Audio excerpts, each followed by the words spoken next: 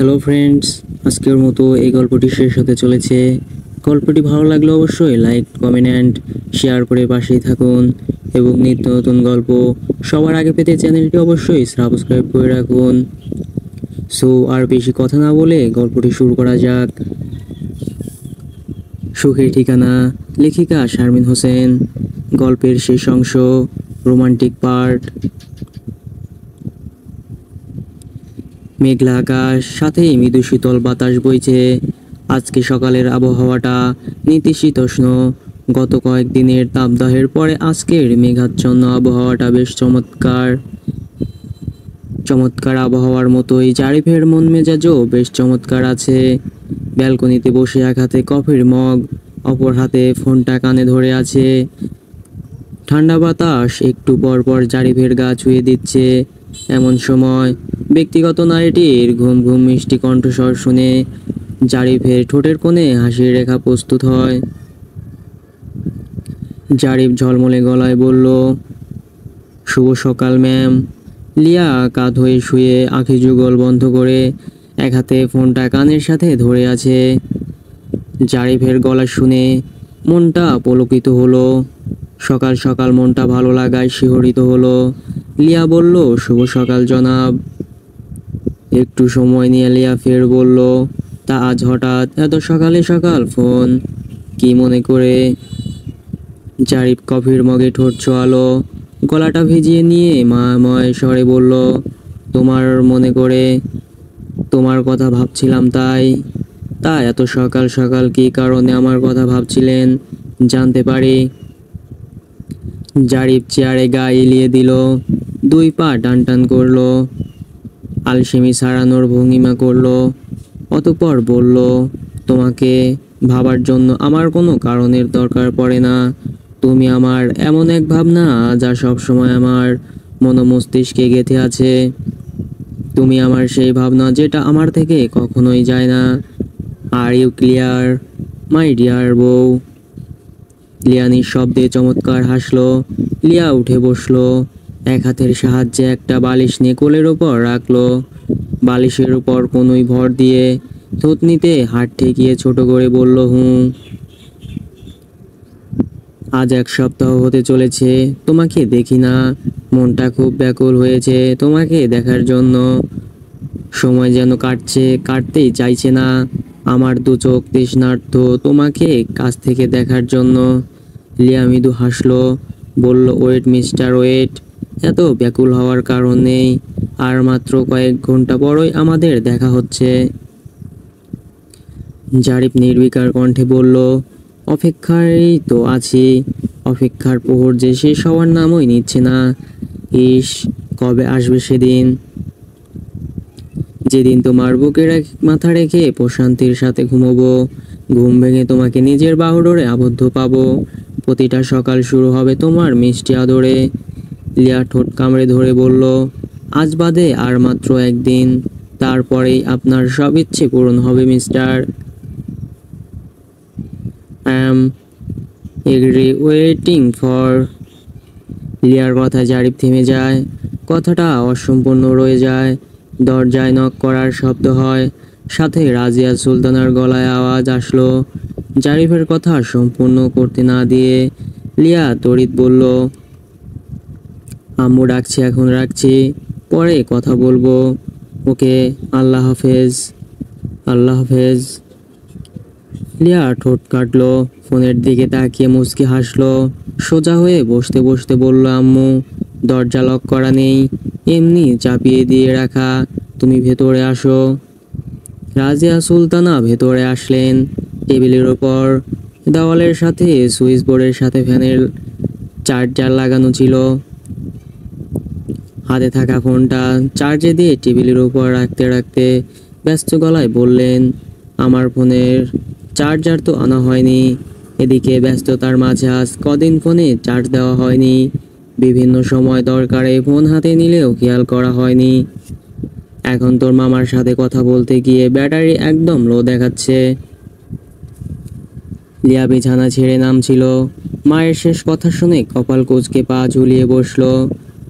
উৎসুচকভাবে শুধালো, ও আম্মু, মামা কি বললো কখন আসবে?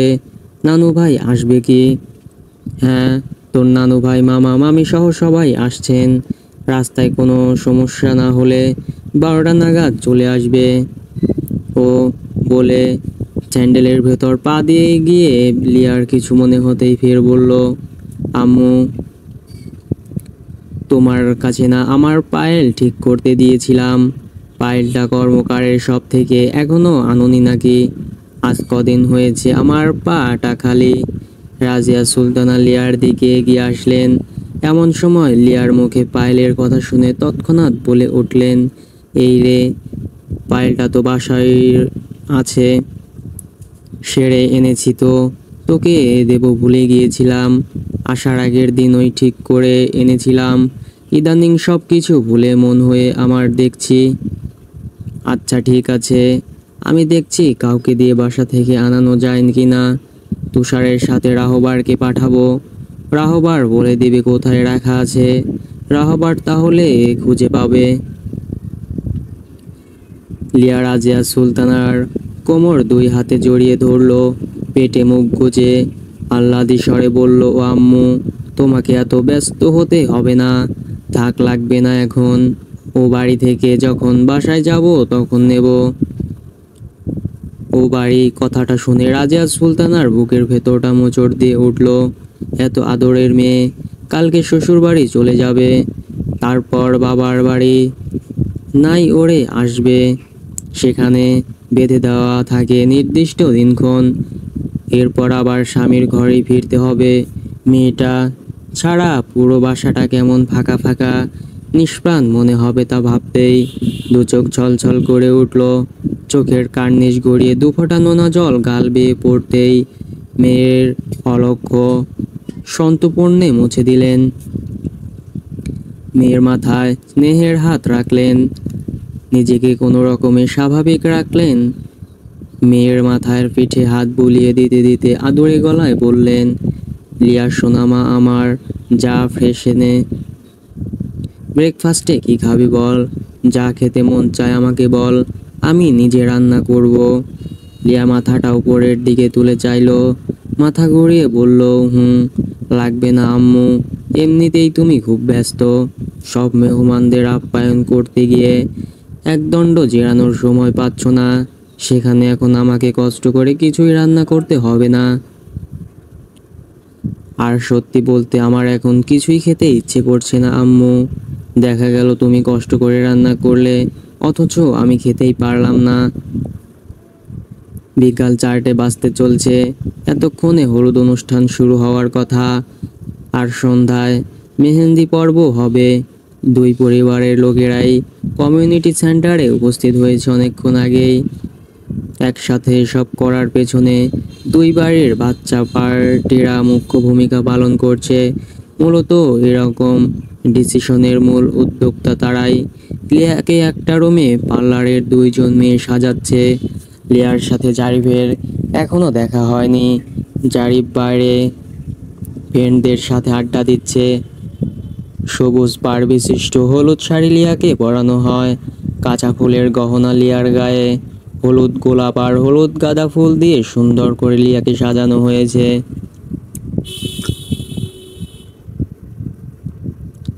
সিঁথি ছাড়া চুলগুলো সুন্দর করে খোপা করা, খোপায় শোভা পাচ্ছে কাঁচা ফুলের মালাটা। লিয়ার চুলগুলো বাঁধতে গিয়ে আর্টিস্ট মেয়ে দুইটা সে লিয়ার চুলের প্রশংসা করা। ম্যামের চুলগুলো খুব ঘন আর সিল্কি, আমার তো ম্যামের চুলগুলো দেখে ভীষণ হিংসে হচ্ছে। আরও হেন তেন কথা বলতে থাকে মেয়ে দুইটা। লিয়া নিঃশব্দে হাসলো। দীর্ঘ সময় নিয়ে লিয়াকে সাজানো হয়, দক্ষ হাতে লিয়াকে সাজানো হয়েছে। ধবধবে সাদা গায়ে হলুদ শাড়ি, ঠোঁটে খয়েরি রঙের গাঢ় লিপস্টিক রক্ত জবার ন্যায় দেখাচ্ছে। পাতলা চিকন ওষ্ঠজোড়া বেশ নজর কাটছে।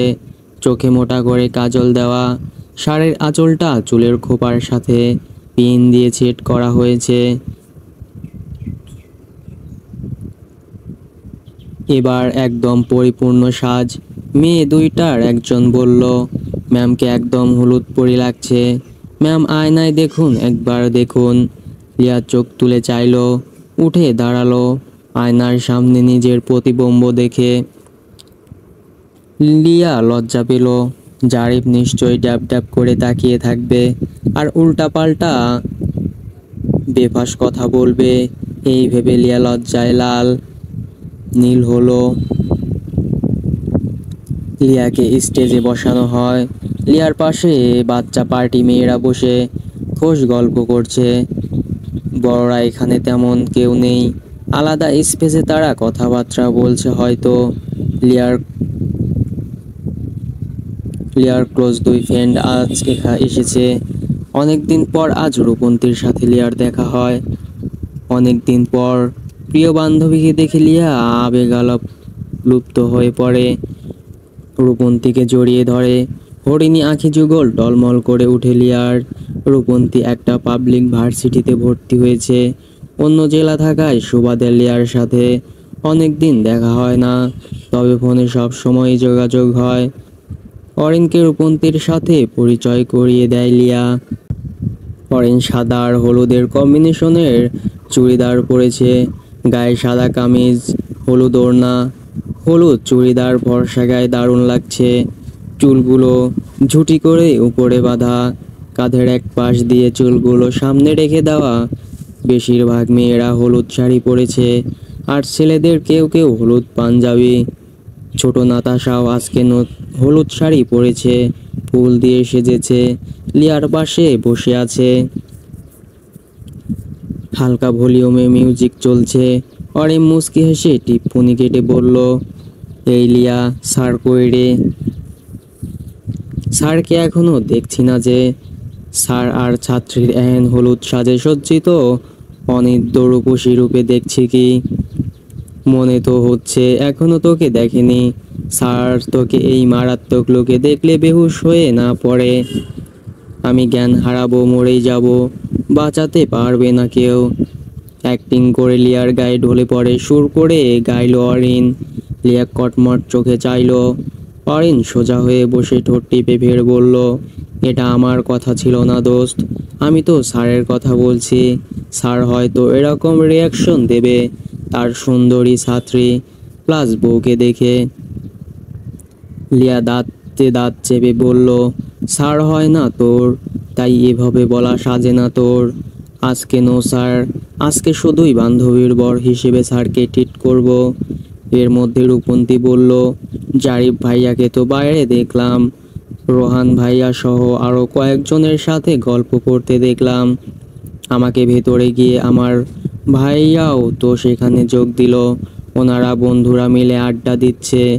এখনো লিয়াকে দেখেনি বোধ হয়। এর মধ্যে যারা হাতে করে মিষ্টি ট্রে এনে রাখলো। লিয়ার সামনে কয়েক রকমের মিষ্টি, ফুল ফলমূলের ট্রে রাখলো। তুলে যারাকে হাতে হাতে হেল্প করলো সব কিছু সাজিয়ে রাখতে। অবশেষে হলুদের তত্ত্ব এনে রাখতে রাখতে যারা নাতাশাকে উদ্দেশ্য করে বলল, এই নাতাশা যাও তো, বাইরে থেকে তোমার মামাকে ডেকে আনো। মামাকে গিয়ে বলো নানুমণি ডেকেছে, হলুদ অনুষ্ঠান শুরু করতে হবে। মা তাড়া দিচ্ছে।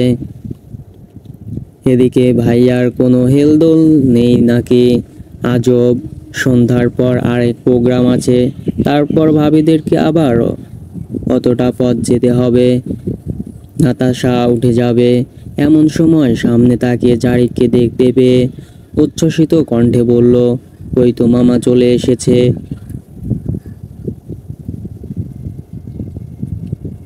জারিফের সাথে ওর ফ্রেন্ডরা লিয়ার সাথে পরিচয় করিয়ে দেওয়ার জন্য জারিফ আসছিল। যদিও সবাই লিয়াকে আগে থেকেই দেখেছে এবং জারিফের বউ তা জানেও, তবে কখনো সামনাসামনি পরিচয় হয়নি। রূপমের বিয়ের মধ্যে যতটুকু জেনেছিল এই। স্টেজের দিকে আসতেই সবার মাঝে জারিফের শান্ত নজর জোড়া থমকে যায় লিয়াকে দেখে। জারিফ সুগভীর নিষ্পলক চাহনিতে লিয়ার দিকে ঠাই তাকিয়ে রয়। হলুদ শাড়িতে ব্যক্তিগত রমণীকে একদম অস্পরা লাগছে।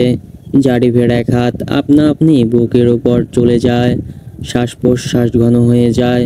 হরিণী আঁখি যুগল গাঢ় কাজল, দারুণ আকর্ষণীয় লাগছে।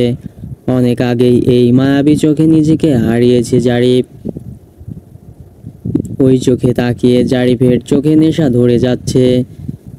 মাতাল হাওয়া বইছে যেন হলুদ কুঠরিতে। উফ, নিজেকে বড্ড বেসামাল ঠেকছে জারিফের। নাতাশার মুখে মামা আসছে শুনে লিয়া সামনে তাকায়। খানিকটা দূরে জারিফকে দেখতে পায়। জারিফের গায়ে সাদা পাঞ্জাবি, উপরে হলুদ কোটি, পাঞ্জাবের হাতা কোনো পর্যন্ত ফোন করা, ফর্সা হাতে কালো ব্যান্ডের ঘড়ি। জারিফকে ভীষণ আকর্ষণীয়, হ্যান্ডসাম লাগছে। লিয়া তাকাতেই জারিফের সাথে চোখাচোখি হয়। জারিফ থ্যাম্বরস অ্যাপ দেখিয়ে ইশারায় বোঝালো দারুণ লাগছে। লিয়া লজ্জা পেল, মাথাটা নুইয়ে নিল। পেছন থেকে রোহান দুষ্টামির স্বরে বলল, আরে জারিফ দোষ, ভাবিকে পড়ে মন ভরে দেখিস। ভাবিকে দেখার জন্য সামনে পুরো জীবনটাই পড়ে আছে তোর। এখন আমাদের সাথে পরিচয় করিয়ে দে, সাথে তোর যত শালিকা আছে তাদের সাথেও। আমাদেরও তো এবার সিঙ্গেল থেকে মিঙ্গেল হতে হবে নাকি? জারিফ রোহানের দিকে চোখ পাকিয়ে তাকালো। রোহান থামলো। অবশেষে জারিফ লিয়ার সাথে ওর ফ্রেন্ডদের পরিচয় করিয়ে দেয়। লিয়া নম্র স্বরে সালাম দিয়ে কুশলাদি বিনিময় করলো। রোহান, শাওন এটা সেটা কথা বলল। লিয়া কার্টেসি মেইনটেইন করতে হ্যাঁ দুই একটা কথা বলল। যারা জারিফকে উদ্দেশ্য করে বলল, এই ভাইয়া ভাবির পাশে বস, মা আন্টিরা এক্ষুনি চলে আসবে, এখন হলুদ ছোঁয়ানো হবে। জারিফের নজর হলুদ বাটির দিকে যায়। জারিফ যারার কথার উত্তর না দিয়ে কয়েক পা এগিয়ে গেল। সামনে থেকে একটা ট্রে একটু সরিয়ে রাখলো, সেখানে বসলো। যারা হইচই করে উঠে বলল, এখানে বসছিস কেন? এখানে ভাবির পাশে বস। জারিফ নির্বিকার ভঙ্গিতে বললেও, ওয়েট দেখ। যারা ঠোঁট উল্টে চুপচাপ রইল। সবাই জারিফের দিকে উৎসুক চোখে চেয়ে। জারিফ দুই আঙ্গুলে হলুদের গাঢ় প্রলেপ জড়িয়ে নিতে নিতে বলল, সবার আগে আমি শুরুটা করি। হাওয়া কোনো আজ হয়েছে মাতাল কানে কানে বলে। গানটা বলছিল, চমৎকার একটা পরিবেশে বিরাজ করছে। এমন সময় জারিফ দুই আঙ্গুলে হলুদ জড়িয়ে নিল, অতঃপর লিয়ার ফর্সা গালে ছুঁয়ে দিল। গালে ঠান্ডা অনুভব হতেই লিয়ার সর্বাঙ্গে শিরশিরানি বয়ে যায়। অদ্ভুত সুন্দর অনুভূতি হয়। লিয়ার হরিণী টানা টানা নজর জোড়া জারিফের শান্ত চাহনিতে আবদ্ধ হয়। নীল ওর আইফোনে সুন্দর এই দৃশ্যের ফটাফট পিক তুলতে থাকে।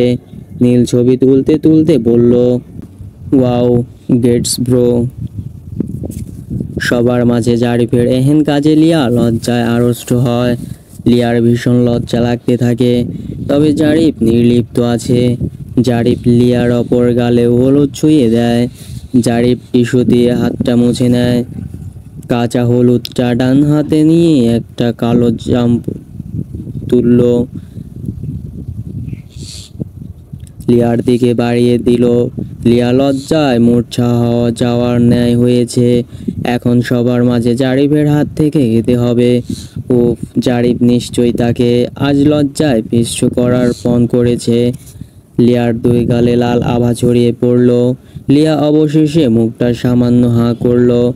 মিষ্টির এক পাশ থেকে সামান্য একটু বাইট দেয়। হাতের বাকি অংশটুকু জারিফ নিজের গালে পুরে নিল। নীল অরিন অনেকে মজা নিতে ভুলল না, তবে জারিফ সেসবে পাত্তা দিল না। জারিফ পকেট থেকে একটা লাল রঙের বক্স বের করলো। বক্স থেকে স্বর্ণের একটা ব্রেসলেট বের করলো। লিয়ার দিকে বাড়িয়ে দিতে দিতে বলল, আমার তরফ থেকে এটা তোমার হলুদের গিফট। এই সামান্য গিফটটা গ্রহণ করলে খুশি হব। লিয়ার ভীষণ লজ্জা লাগলো। আনন্দে লিয়ার দু চোখ ছল ছল করে উঠল। লিয়া ওর হাতটা জারিফের সামনে বাড়িয়ে দিল। জারিফ মৃদু হাসল। জারিফ ব্রেসলেটটা লিয়ার হাতে পরিয়ে দিল। লিয়ার ফর্সা হাতে সোনালি রঙের ব্রেসলেট ঝলমল করছে, দারুণ লাগছে। জারিফের প্রচণ্ড ইচ্ছে করছিল লিয়ার হাতে ঠোঁট ছোঁয়াতে। এখানে ফ্রেন্ডরা সহ ছোট অনেকে আছে, বিদায় ইচ্ছাটাকে দমিয়ে রাখলো। লিয়া একবার হাতের দিকে চাইলো, আরেকবার জারিফের দিকে চেয়ে কোমল স্বরে বলল, থ্যাঙ্কস, খুব সুন্দর হয়েছে। জারিফ ফিসফিসিয়ে বলল, শুধু থ্যাঙ্কস শুনে আমি স্যাটিসফাইড নই, এর জন্য কড়া মিষ্টি পাওনা রইল। এইটুকু বলে জারিফ সোজা হয়ে বসলো। এরপর বলল, আমার কাজ আপাতত শেষ, তোমরা এনজয় করো, আমি বাইরে আছি। যারা কপাল কুঁচকে তড়িৎ বলল, বাইরে যা আছি মানে তোকেও তো হলুদ দিতে হবে, ছেলেরা আবার হলুদ টলুদ মাখে নাকি? যাই হোক, আমাকে বাদ দে বোন, তোরা এনজয় কর, আমি আসছি। এই জারিফ, তাই বললে হয় নাকি? যদিও তার বাধ্যতা কথা নেই, তবুও সাধারণত বিয়েতে এ সকল রিচুয়াল হয়ে আছে। কথাটা বলতে বলতে জাহানারা বেগম জারিফের কাছে এগিয়ে আসলেন, সাথে রাজিয়া সুলতানা, নিরুপমা বেগম সহ লিয়ার চাচিমারা। জারিফ বেকায়দায় পড়ল। এসব হলুদে জারিফের কোনো ইন্টারেস্ট নেই, তবে মা যখন বলল তাই আর সরাসরি না করতে পারল না। তাই বলল, আচ্ছা, বাধ্যবাধকতা যখন নেই বলছো, আর সাধারণত সবাই করেই থাকে, তাই বলছি হালকা করে একবার ছুঁয়ে দাও, তাহলেই তো হবে। জাহানারা বেগম স্মিত হাসলেন, একপাশে বসলেন, বললেন, আচ্ছা, তোকে জোর করব না, তবে অল্প করেই দিচ্ছি। জাহানারা বেগম জারিফের দুই গালে হালকা করে হলুদ ছোঁয়ালেন, ছেলেকে মিষ্টি মুখ করালেন। অতঃপর লিয়াকে। জারিফ ওর বন্ধুদের সাথে ওখান থেকে বাইরে চলে আসে। প্রথমে বড় মা, অতঃপর ছোট লিয়াকে হলুদ ছোঁয়ায়। তবে হলুদের স্পেসে শুধু মেয়েরাই আছে, ছেলে মানুষেরা আলাদা জায়গায় নাস্তা পানি খাচ্ছে আর গল্প গুজব করছে। জারিফ ছাড়া আর দ্বিতীয় কোনো ছেলে মানুষ লিয়াকে হলুদ ছোঁয়ায়নি। লিয়ার দুই গাল কপালে হাতে হলুদে মাখামাখি, হলুদে মুখরিত হয়ে উঠেছে পরিবেশটা। হলুদ শেষে লিয়াকে গোসল করানোর কথা বললে লিয়া বলে একাই করবে। ভেতরের বড় সড়ো ওয়াশরুমে লিয়া একাই গোসল সেরে নেয়। যারা একটা নামি দামি শপিং ব্যাগ নিয়ে আসলো। আর্টিস্ট মেয়ে দুইটার হাতে এটা পরাতে বলল। ব্যাগের ভেতর সিল্কের সবুজ শাড়ি, সাথে matching blouse, petticoat, hair dryer দিয়ে লিয়ার চুল শুকানো। পার্লারের মেয়েরা। তাসনিম একটা চেয়ারে বসে ফোন মিস কল করছে, আর লিয়া সাথে এটা সেটা কথা বলছে। আলিফের সন্ধ্যার দিকে আসার কথা আছে, এখান থেকে একসাথে শ্বশুর বাড়ি যাবে। বড়রা পাশের মসজিদে মাগরিবের নামাজ পড়তে যায়, আর মহিলারা ভেতরে নামাজের জন্য জায়গা আছে, সেখানে নামাজ আদায় করে নেয়। কিছু আত্মীয় সন্ধ্যার আগেই চলে যায়। এখন দুই পরিবারের নিকট আত্মীয়রা আছে। সন্ধ্যার পর চতুর্থ দিক ঝলমলে আলোয় আলোকিত হয়ে উঠেছে। সবকিছু ঝকঝকা ফকফকা লাগছে। অরিন ফোন কানে ধরে কথা বলতে বলতে হাঁটছিল। এদিকে নীল শরবতের ট্রে হাতে নিয়ে আস্ত পায়ে হাঁটছিল। বড় মা নীলকে বলছে। এদিকে লিয়ার নানু ভাই আর মামা সহ বড়রা আছেন। বেশ গরম পড়ছে, তাই শরবতটা নিয়ে দিতে নীল নিয়ে যাচ্ছিল। এমন সময় বেখেয়াল শরবত কারোর সাথে ধাক্কা লাগলো। সাথে সাথেই মেয়েলি ঝাঁঝালো গলায় আওয়াজ আসলো, এটা কি করলেন? চোখে দেখেন না নাকি? চোখ কোথায় রেখে চলাফেরা করেন? হ্যাঁ। ধাক্কা লাগার ফলে গ্লাসে থাকা শরবত কিছুটা উপচে অরিনের গায়ে পড়ে। নীল এমন কর্কশ গলা শুনে থতমত খায়। অরিনের দিকে পূর্ণ দৃষ্টিতে চেয়ে আমতা আমতা করে বলল, সরি ম্যাম, খেয়াল করিনি। অরিন ধমক দিয়ে বলল, রাখেন আপনার সস্তা সরি, দিলেন তো আমার এত স্বাদের জামাটা নষ্ট করে। এই বলে অরিন এক হাতে সাদা জামায় লাগা শরবতে ভেজা অংশটা ঝাড়তে থাকলো। নীল মুখটা কাচুমাচু করে বিড়বিড় করে বলল, শুনেছি মেয়ে মানুষের মন খুব নরম হয়। বাপরে বাপ, এত নরম মনের, এত গরম মেজাজ আমি আগে দেখিনি কখনো। জানা ছিল না। অরিন চোখ মুখ কুঁচকে বলল, এই যে হ্যালো, কি বিড়বিড় করছেন? হ্যাঁ। হলুদের সময় অরিনকে লিয়ার পাশে দেখেছিল, আলাপ হয়নি, তবে অনুমান করেছিল লিয়ার রিলেটিভ হবে হয়তো। লিয়ার রিলেটিভ এটা ভেবে নীল বিষয়টা এড়িয়ে গেল। আর এখন আগে কাজটা করা লাগবে, তাই অরিনের সাথে খামোখা কথা বাড়ালো না। নীল কিছু না বলে বড় কদম ফেলে চলে যায়। নীলের এভাবে চলে যাওয়াতে অরিন বেশ অবাক হলো। অরিনের এগোতেও লাগলো। ছেলেটা তাকে কিছু না বলে চুপচাপ চলে গেল। স্টেইনস। অরিন ভেবেছিল ছেলেটা ইচ্ছে করে ধাক্কা দিয়েছে, কোনো খারাপ ইন্টেনশন ছিল হয়তো। তবে নীলের এহেন ভদ্রচিত্র দেখে অরিন নিজেকে ভুল ভাবে। নীল কিছুই বলল না। এতে অরিন মনে মনে অপমানিত বোধ করল। ঘাড় ফিরিয়ে নীলের যাওয়ার দিকে এক পলক চাইল, মুখটা বেঁকিয়ে ফের ঘাড় ঘুরিয়ে নিল। কাঁধের ওপর দিয়ে সামনে থাকা চুলগুলো এক হাত দিয়ে পেছনে উড়িয়ে দিল, মেরে পিছে জামানা ছাড়া গাইতে গাইতে হিলে খটখট আওয়াজে তুলে যেতে থাকলো। নীল কৌতূহলবশত ঘাড় ফিরিয়ে চাইল। অরিনের হেন ভাব দেখে মনে মনে আওড়ালো, মাথায় গন্ডগোল আছে নিশ্চয়ই।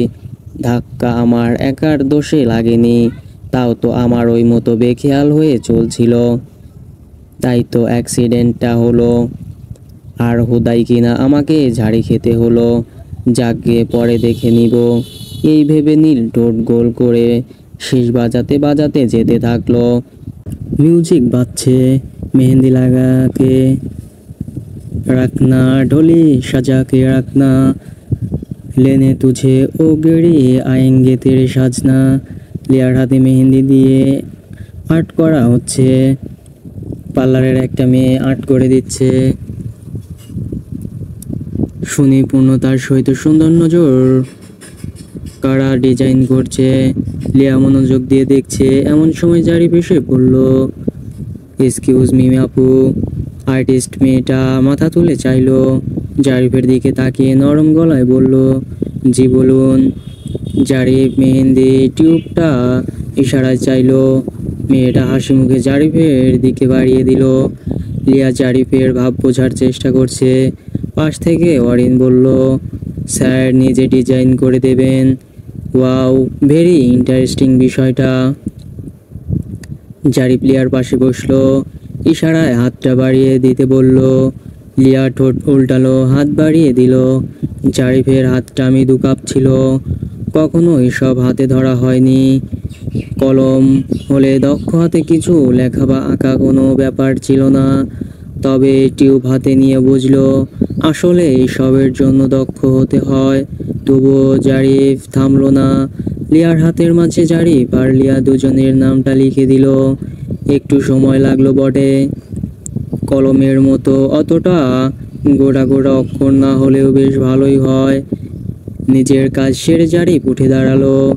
টিউবটা মেয়েটার দিকে বাড়িয়ে দিয়ে বলল, সরি, সময় লস করালাম। মেয়েটা তড়িৎ গতিতে হাসি মুখে বলল, ব্যাপার না স্যার, ঠিক আছে। লিয়া নিষ্পলক চাহনিতে নিজের হাতের দিকে চেয়ে থাকলো। মেয়েটা ফের তার কাজে মনোযোগ দিল। জারিফ লিয়া পাশাপাশি বসে আছে। বাকিরা আড্ডা দিচ্ছে, সাথে এটা সেটা খাচ্ছে। আবার অনেকে হাতে মেহেন্দি পড়ছে। যারা জারিফকে মেহেদি লাগানোর কথা বলতে জারিফ ধমক দিয়ে বলে, ছেলেদের রং লাগাতে হয় না। যারা আর কিছু বলে না। এখন যারা হাতে মেহেন্দি নিচ্ছে, তাসনিম নাতাশার হাতে দিয়ে দিচ্ছে।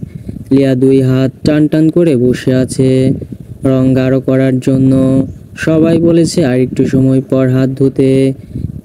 হঠাৎ লিয়ার ঘাড়ের পাশে চুলকাতে থাকে। হাত জোড়া থাকলে এসব চুলকানি বিষয় যেন আরো তীব্র বেগে খেপে ওঠে। দুই হাত ভর্তি মেহেন্দিতে। ঠিক এমন সময় লিয়ার চুলকানি বাড়তে থাকলো। লিয়া বেশি বসে উৎকুশ করছে। লিয়ার নড়াচড়া আর মুখায়ব দেখে জারিফ কিছু আন্দাজ করে বলল, এনি প্রবলেম লিয়া। লিয়া ইশারা করে দেখিয়ে ঠোঁট উল্টে বলল, চুল কাচ্ছে, হাতে তো মেহেন্দি, এবার বরং ধুয়ে ফেলি।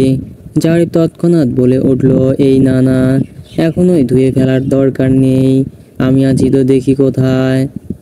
এই বলে জারিফ লিয়ার পিঠের দিকে ঘাড়ে হাত দিয়ে চুলকিয়ে দিতে থাকলো। এমন সময় জারিফের দুষ্টামি করতে ইচ্ছে করলো। লিয়া হঠাৎ নড়ে চড়ে বসলো, চোখ কটমট করে জারিফের দিকে তাকিয়ে বলল, জারিফ। জারিফ লিয়ার মুখশ্রীতে শান্ত চাহনি দিতে চাইল, ভ্রু নাচে ইশারায় বোঝালো কি। ফের জারিফ দুষ্টামি করতে থাকে। লিয়া নড়ে চড়ে বসলো, চোখ রাঙিয়ে দাঁতে দাঁত চেপে ফিসফিসিয়ে বলল, সুরসুরি লাগছে তো, জানি ইচ্ছে করে ফাজলামো করছেন, থামুন এবার, আর লাগবে না আপনার হেল্প, থামুন প্লিজ। জারিফ দুষ্টামির স্বরে বলল, এখনো তেমন ভাবে ছুঁইনি, তাই এভাবে কাঁপাকাঁপি শুরু করে দিলে, গভীরভাবে স্পর্শ করলে কি হবে?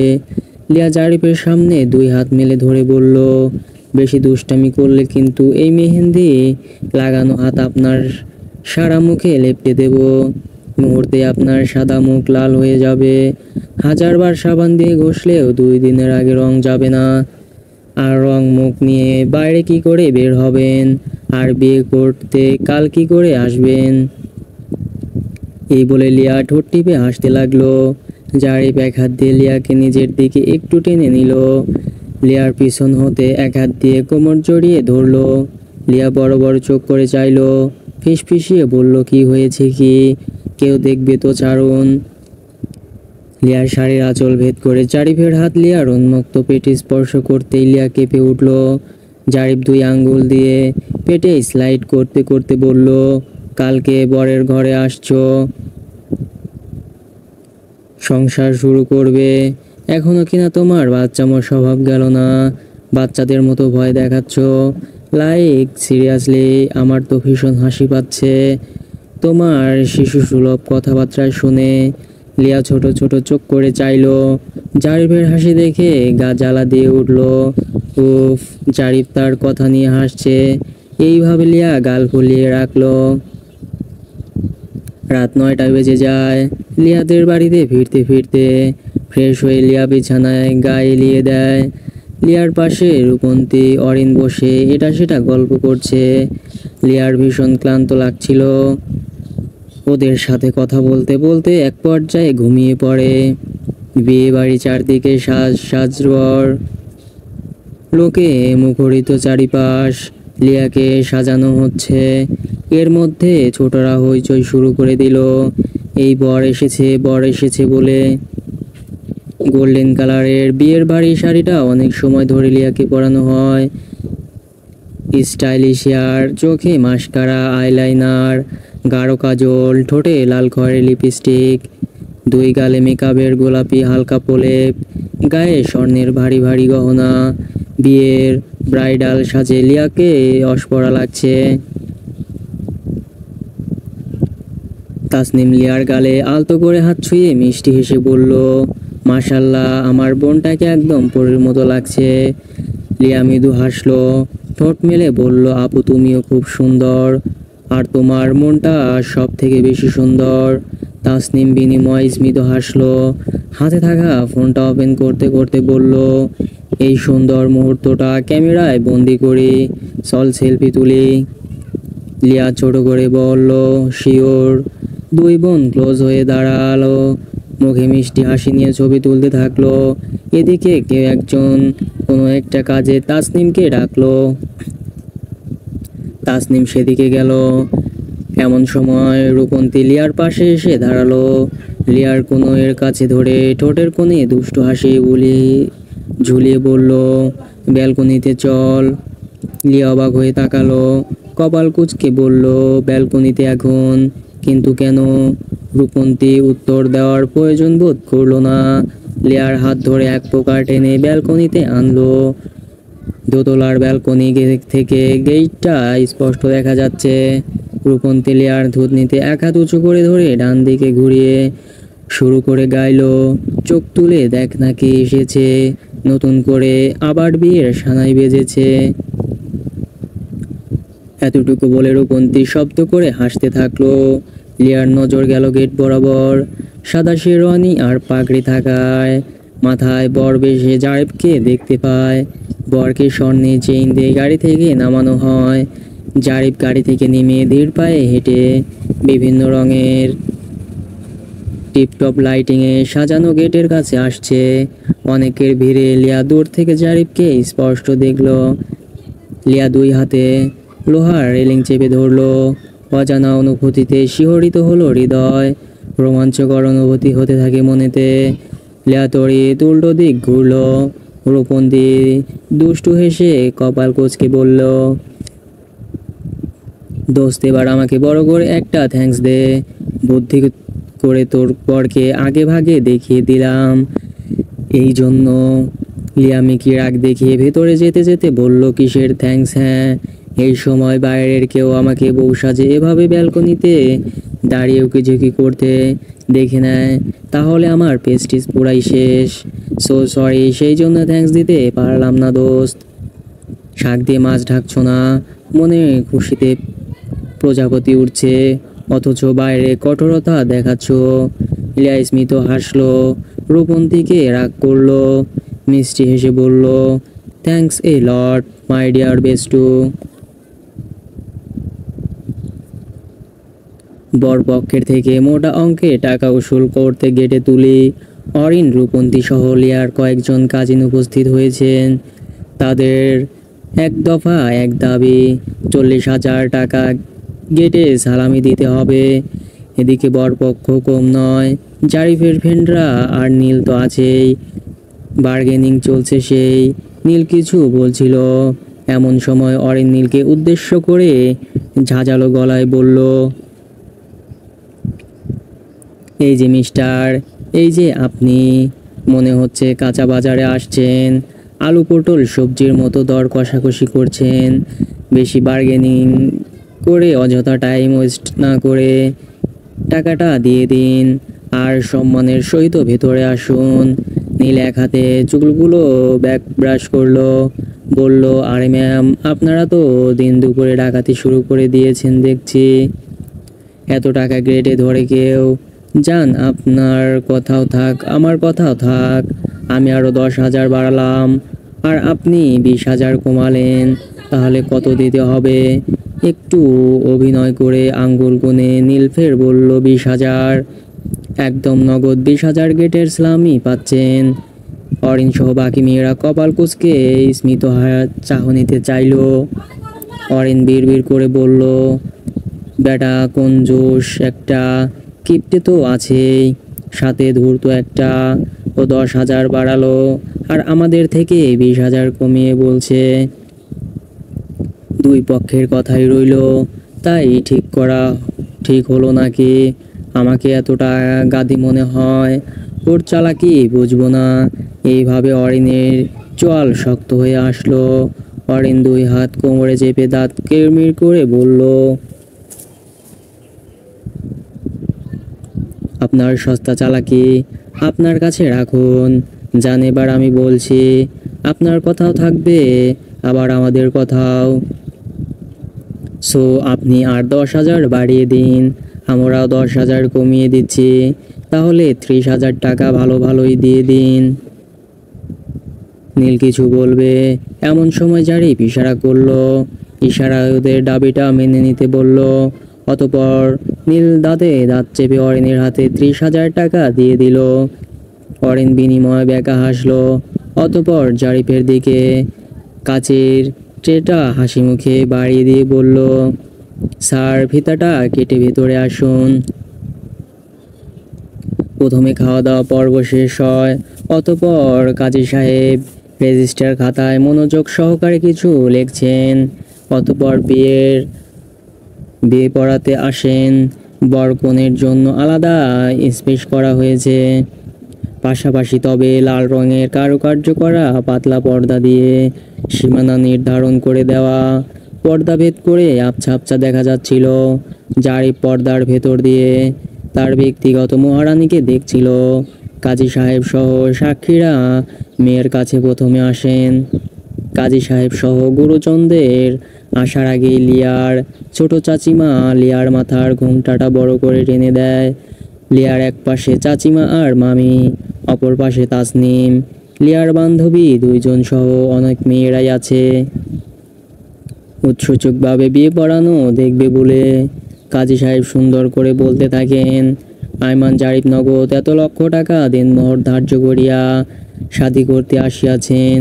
আপনি তাহাকে স্বামী বলিয়া গ্রহণ করিয়া কবুল বলুন মা। লিয়া নিশ্চুপ থাকে। সামান্য 3 অক্ষরের একটি শব্দ, তবে বিশালত্ব ব্যাপক।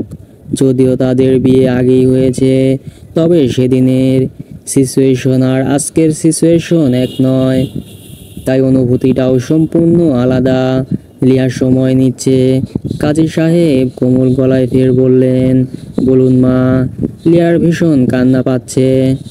লিয়া ফুপিয়ে কাঁদতে থাকে। লিয়ার চাচিমা লিয়াকে আগলে নিল, আদুরে গলায় বলল, লিয়া সোনা আম্মু, তাড়াতাড়ি বলে দাও, সবাই অপেক্ষা করছে তো।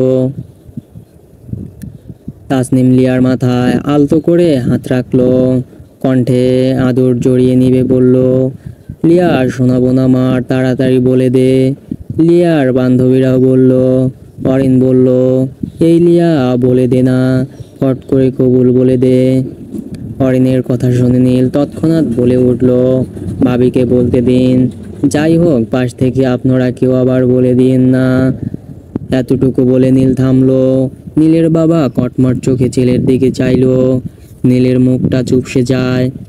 নীল বুঝলো এখানে বড়রা আছে, ফাজলামো করে কিছু বলা ঠিক হবে না। কিছু বললে মেপে মেপে বলতে হবে। নীল অরিনের দিকে 2 কদম এগিয়ে গেল। ফিসফিসিয়ে বলল, মিস, আপনাকে দেখে মনে হচ্ছে আপনি কবুল পড়তে খুব উৎসুক। কাজে আছেই, আপনি বললে আমি রাজি আছি। আপনার কবুল পড়ার শখ পূরণ করতে পারি, তা বলুন নাকি কাজী সাহেবকে। অরিন মোটা মোটা চোখে চাইতেই নীল থামলো। অরিনের চাহনি দেখে মনে হচ্ছে চোখ দিয়ে ভস্ম করে দিবে এমন। নীল ফাঁকা ঢোক গিলল। ঝাগড়া চুলের মধ্যে হাত বুলোতে বুলোতে 2 কদম পিছিয়ে গেল। 2 হাত জিন্সের পকেটে গুজে নির্লিপ্ত ভঙ্গিতে থাকলো। কাজী সাহেব ফের বললেন, মা বলুন। আলহামদুলিল্লাহ, কবুল বলুন। পাশে একজন অধীর আগ্রহে আছে। লিয়ার মুখ থেকে শব্দটা শোনার জন্য কানটা সজাগ রেখেছে জারিফ। অধীর আগ্রহে চোখ বন্ধ করলো জারিফ। লিয়া মৃদু স্বরে বলল, আলহামদুলিল্লাহ, কবুল। কাজী সাহেব সহ অনেকে উচ্চস্বরে আলহামদুলিল্লাহ বলল। এভাবে 3 বার বলা হলো। অতঃপর জারিফের পাশে গিয়ে কাজী সাহেব অনেক কিছুই বললেন। তারপর কবুল বলতে বললেন। জারিফ সময় না নিয়ে দ্রুত কবুল বলল। প্রথমে ধর্মীয়ভাবে, পরে আইনীয়ভাবে বিয়ে সম্পূর্ণ হয়। রেজিস্টার পেপারে সই করার সময় লিয়ার হাতটা মৃদু কাঁপছিল, তবুও লিয়া সুন্দর করে সই করলো। পাশে জারিফের সই লিয়ার দৃষ্টি অগোচর হয় না। 2 পরিবারের সবাইকে সাক্ষী রেখে দুজনের স্বতঃস্ফূর্ত সম্মতিতে আরো একবার বিয়ে হলো জারিফ লিয়ার। সবাই মোনাজাত তুলে নবদম্পতির জন্য দোয়া প্রার্থনা করলো। তাদের ভবিষ্যৎ জীবন যেন ঝটঝাট মুক্ত হয়, প্রশান্তিতে, সুখে শান্তিতে সর্বদা ভরে থাকুক তাদের সংসার লাইফ। বিয়ে পড়ানো শেষে মাঝের পর্দা সরিয়ে ফেলা হয়। বর বউকে একসাথে বসানো হয়, মিষ্টি বিতরণ করা হয়। তাসনিম মিষ্টির প্যাকেট রূপন্তীর হাতে দিল লিয়াদেরকে দেওয়ার জন্য। রূপন্তী জারিফ লিয়ার সামনে মিষ্টির প্যাকেট নামিয়ে দিয়ে বলল। জারিফ একটা মিষ্টি হাতে তুলল, লিয়ার দিকে বাড়িয়ে দিল। লিয়া নির্দ্বিধায় আ করল, খানিকটা মুখে নিল। লিয়ার আধ খাওয়া মিষ্টিটুকু জারিফ খেয়ে থাকলো। বিদায় মানে বেদনাদায়ক। বিয়ে বাড়ির আনন্দ ঘন পরিবেশ বিদায় বেলা এসে বেদনায় ঝেয়ে যায়। মুহূর্তেই চারিপাশ ভারী হয়ে যায়। একমাত্র মেয়েকে বিদায় দিতে গিয়ে রাজিয়া সুলতানা কান্নায় ভেঙে পড়েন। লিয়াও শব্দ করে কান্না করতে থাকেন। লিয়ার বাবা ছলছল নয়নে মেয়েকে জামাইয়ের হাতে তুলে দেন, সাথে কিছু উপদেশমূলক কথা বলেন। জারিফ মাথা নুয়ে সবটা শ্রবণ করে। জারিফ ভদ্রভাবে নম্র স্বরে আশ্বাস দেয় লিয়াকে আগলে রাখবে। গাড়ি চলছে, মিনিট 5 হবে এরকম। লিয়া এখনো ফুপিয়ে ফুপিয়ে কান্না করছে। লিয়া আর জারিফের মাঝে নাতাশা বসে আছে, সামনের সিটে যারা আর নীল ড্রাইভিং সিটে। জারিফের ব্যক্তিগত টয়োটা গাড়িটা আজ ফুল দিয়ে সাজানো হয়েছে। বাকি সবাই ভাড়া করা গাড়িতে, বাকি গাড়িগুলো আগে। জারিফের গাড়ি পিছনে। নাতাশা ঘাড় ঘুরিয়ে লিয়ার দিকে চাইলো, কপাল কুঁচকে বলল, মামি তুমি কান্না করছো কেন? আমার মামা বলে গুড গার্লরা কখনো কান্না করে না। আমি জানি তুমি গুড গার্ল, তুমি খুব ভালো। তাহলে কান্না করছো কেন? মামা এত বলছে কান্না করলে সবাই পচা বলে। তুমি একদম কান্না করো না, আমি আছি, মামা আছে। এবার তুমি থামো প্লিজ, না থামলে তোমাকে সবাই পচা মেয়ে বলবে কিন্তু। নাতাশা কখনো কান্না করলে জারিফ এরকম বুঝ দিত। বাচ্চা মেয়েটা এখন সেসব বলে লিয়াকে বুঝ দিচ্ছে। নাতাশার কথা শুনে লিয়ার কান্না থেমে যায়। লিয়া নাতাশার দিকে তাকিয়ে নাক টেনে নিয়ে স্মিত হাসলো। নাতাশা হাসি খুশি প্রাণোচ্ছল খুব মুখ হয়ে উচ্ছ্বসিত কণ্ঠে বলল, ইয়ে মামি হেসেছে, কি মজা। জারিফ ঠোঁট গোল করে বেশ ফোঁস করে নিঃশ্বাস ফেলল। মৃদু স্বরে বলল, উফ, এতক্ষণে ম্যাডামের কান্না থামলো। আমি ভেবেছিলাম কান্না করতে করতে বন্যা না বইয়ে দেয়, গাড়ি ব্রেক করতে না হয়। লিয়া বুঝলো জারিফ চিৎকারি করে বলছে। লিয়া রাগ হলো। ছেলে মানুষ বিদায়ের কি বুঝে? হ্যাঁ, এরকমটা বলা সহজ, যার বিদায় সেই কেবল বোঝে। হ্যাঁ, বাবা মা ভাই বোন পরিবারদের আপন সকল মানুষকে ছেড়ে নতুন পরিবেশে যাওয়া, সবার সাথে মানিয়ে অটোমেটিকলি বাঁধভাঙা কান্নারা চলে আসে। এসব মনে মনে ভেবে লিয়া গাল ফুলিয়ে রাখলো। জারিফ আন্দাজ করতে পারলো রিয়া রাগ করেছে। জারিফ নাতাশাকে কোলের উপর তুললো, লিয়ার দিকে চেপে বসলো। এক হাত লিয়ার থুতনি ধরে নিজের দিকে মুখটা ঘুরিয়ে নিল। হাত দিয়ে লিয়ার চোখের কোণে জমে থাকা পানিটুকু মুছে ফেললো। হেসটা অসহায় করে মৃদু স্বরে বলল, সরি, মজা করে বলছিলাম, রাগ করে থেকো না। তুমি রাগ করলে আমার দিন দুনিয়া অন্ধকার হয়ে আসে। জারিফ লিয়ার হাতের ওপর এক হাত রাখলো, লিয়ার আঙ্গুলের ভাঁজে আঙ্গুল ঢুকিয়ে দিল। লিয়া অপর হাতটা জারিফের হাতের উপর রেখে মৃদু হাসলো। নতুন বউকে 2 দিক হতে ফুলের পাপড়ি ছিটিয়ে ওয়েলকাম জানিয়ে ভেতরে আনা হয়। জাহানারা বেগম ছেলের বউকে নিজে হাতে মিষ্টি মুখ করান। ড্রয়িং রুমের সোফায় পাশাপাশি লিয়া জারিফ বসে। বাচ্চা পার্টিরা বলছে কিছু রিচুয়াল শেষে রুমে যেতে পারবে, এর আগে নয়। জারিফের কয়েকজন কাজিন আর কাজিনদের বউয়েরা চারিপাশে দাঁড়িয়ে।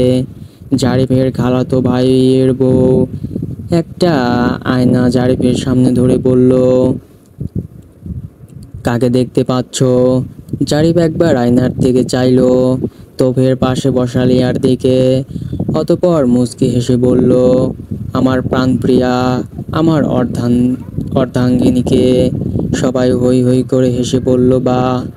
অতঃপর লিয়াকে একই প্রশ্ন করা হলো।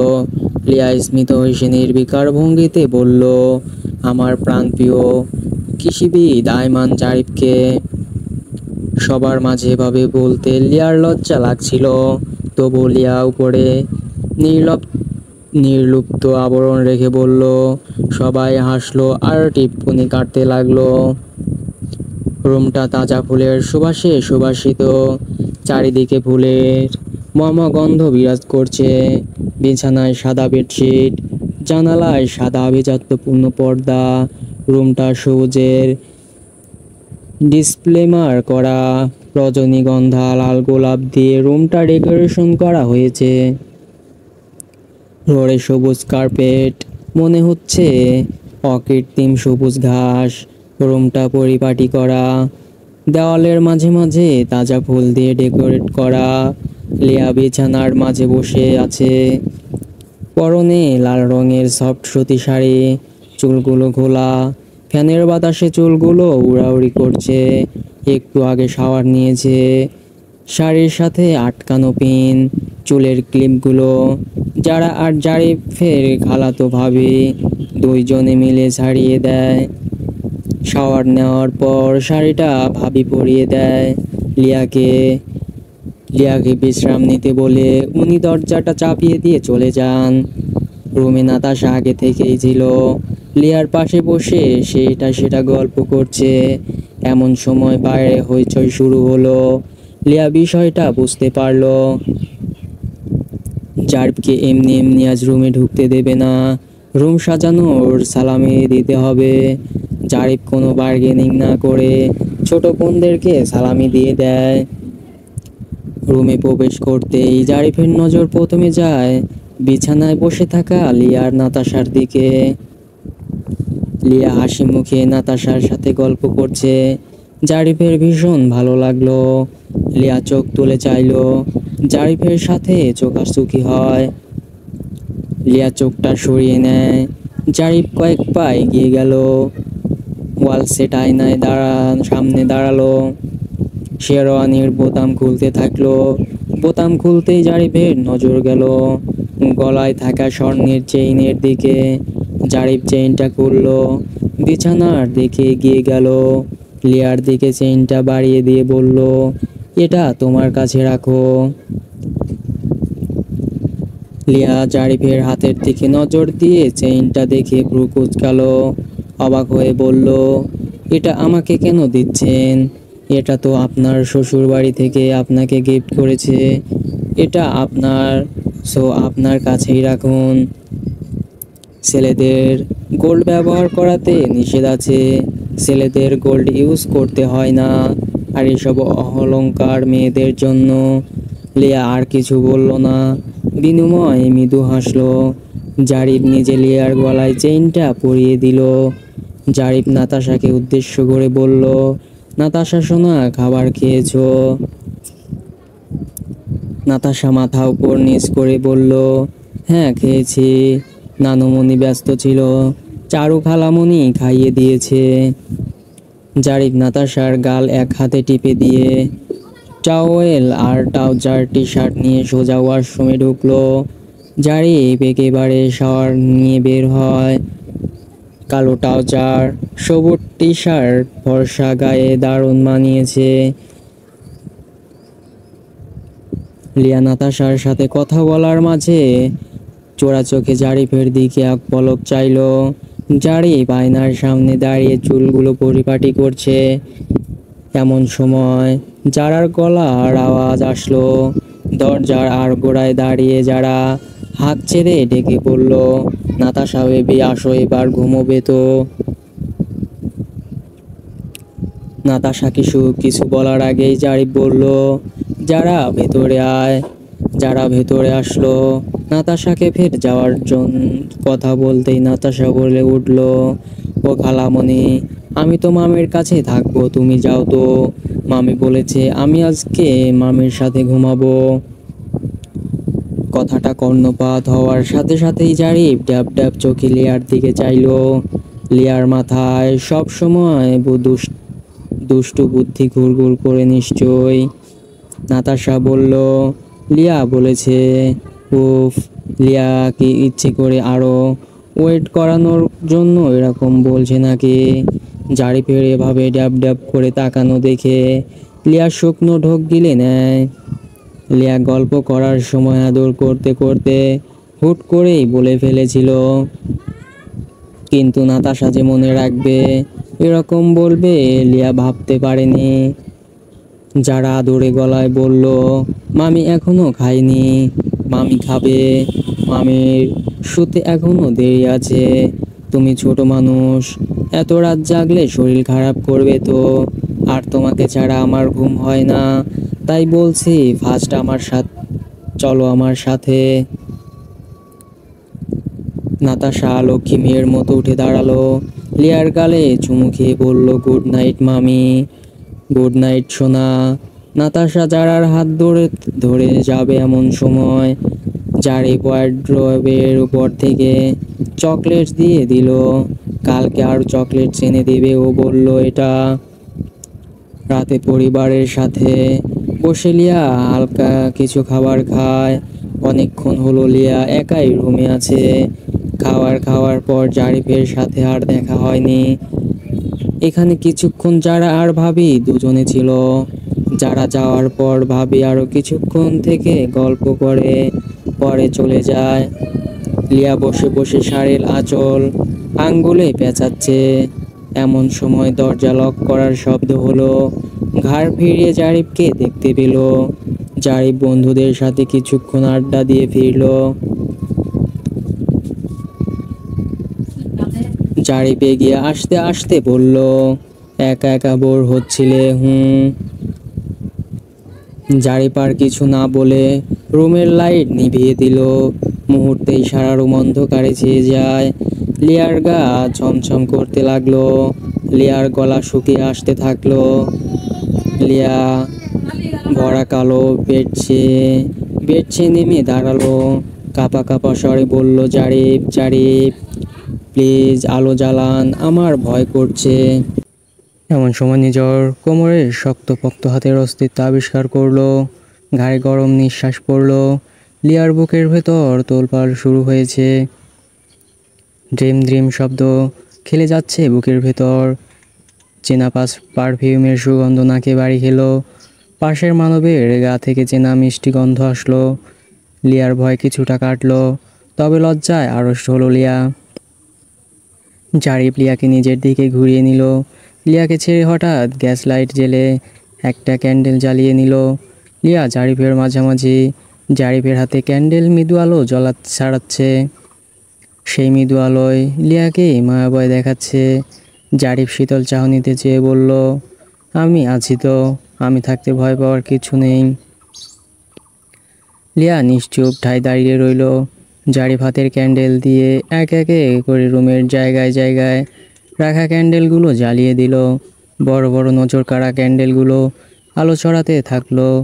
লিয়া চোখ ঘুরিয়ে ঘুরিয়ে দেখতে থাকলো। জারিফ লিয়ার সামনাসামনি দাঁড়ালো। হঠাৎ জারিফ হাঁটু ভেঙে লিয়ার সামনে বসলো। এক হাতে লিয়ার পায়ে স্পর্শ করতেই লিয়া হৈ হৈ করে উঠল। সে কি করছেন আপনি? আপনি কেন সালাম করতে যাচ্ছেন? ভাবি তো বলল আমাকে বরকে সালাম করতে হবে। রুমে আসলে সালাম করি যেন। এত কিছুর মাঝে ভাবির কথা বেমালুম ভুলে গিয়েছিলাম দেখছি। এই বলে লিয়া জারিফের দিকে তাকাতেই শুকনো ঢোক গিলল।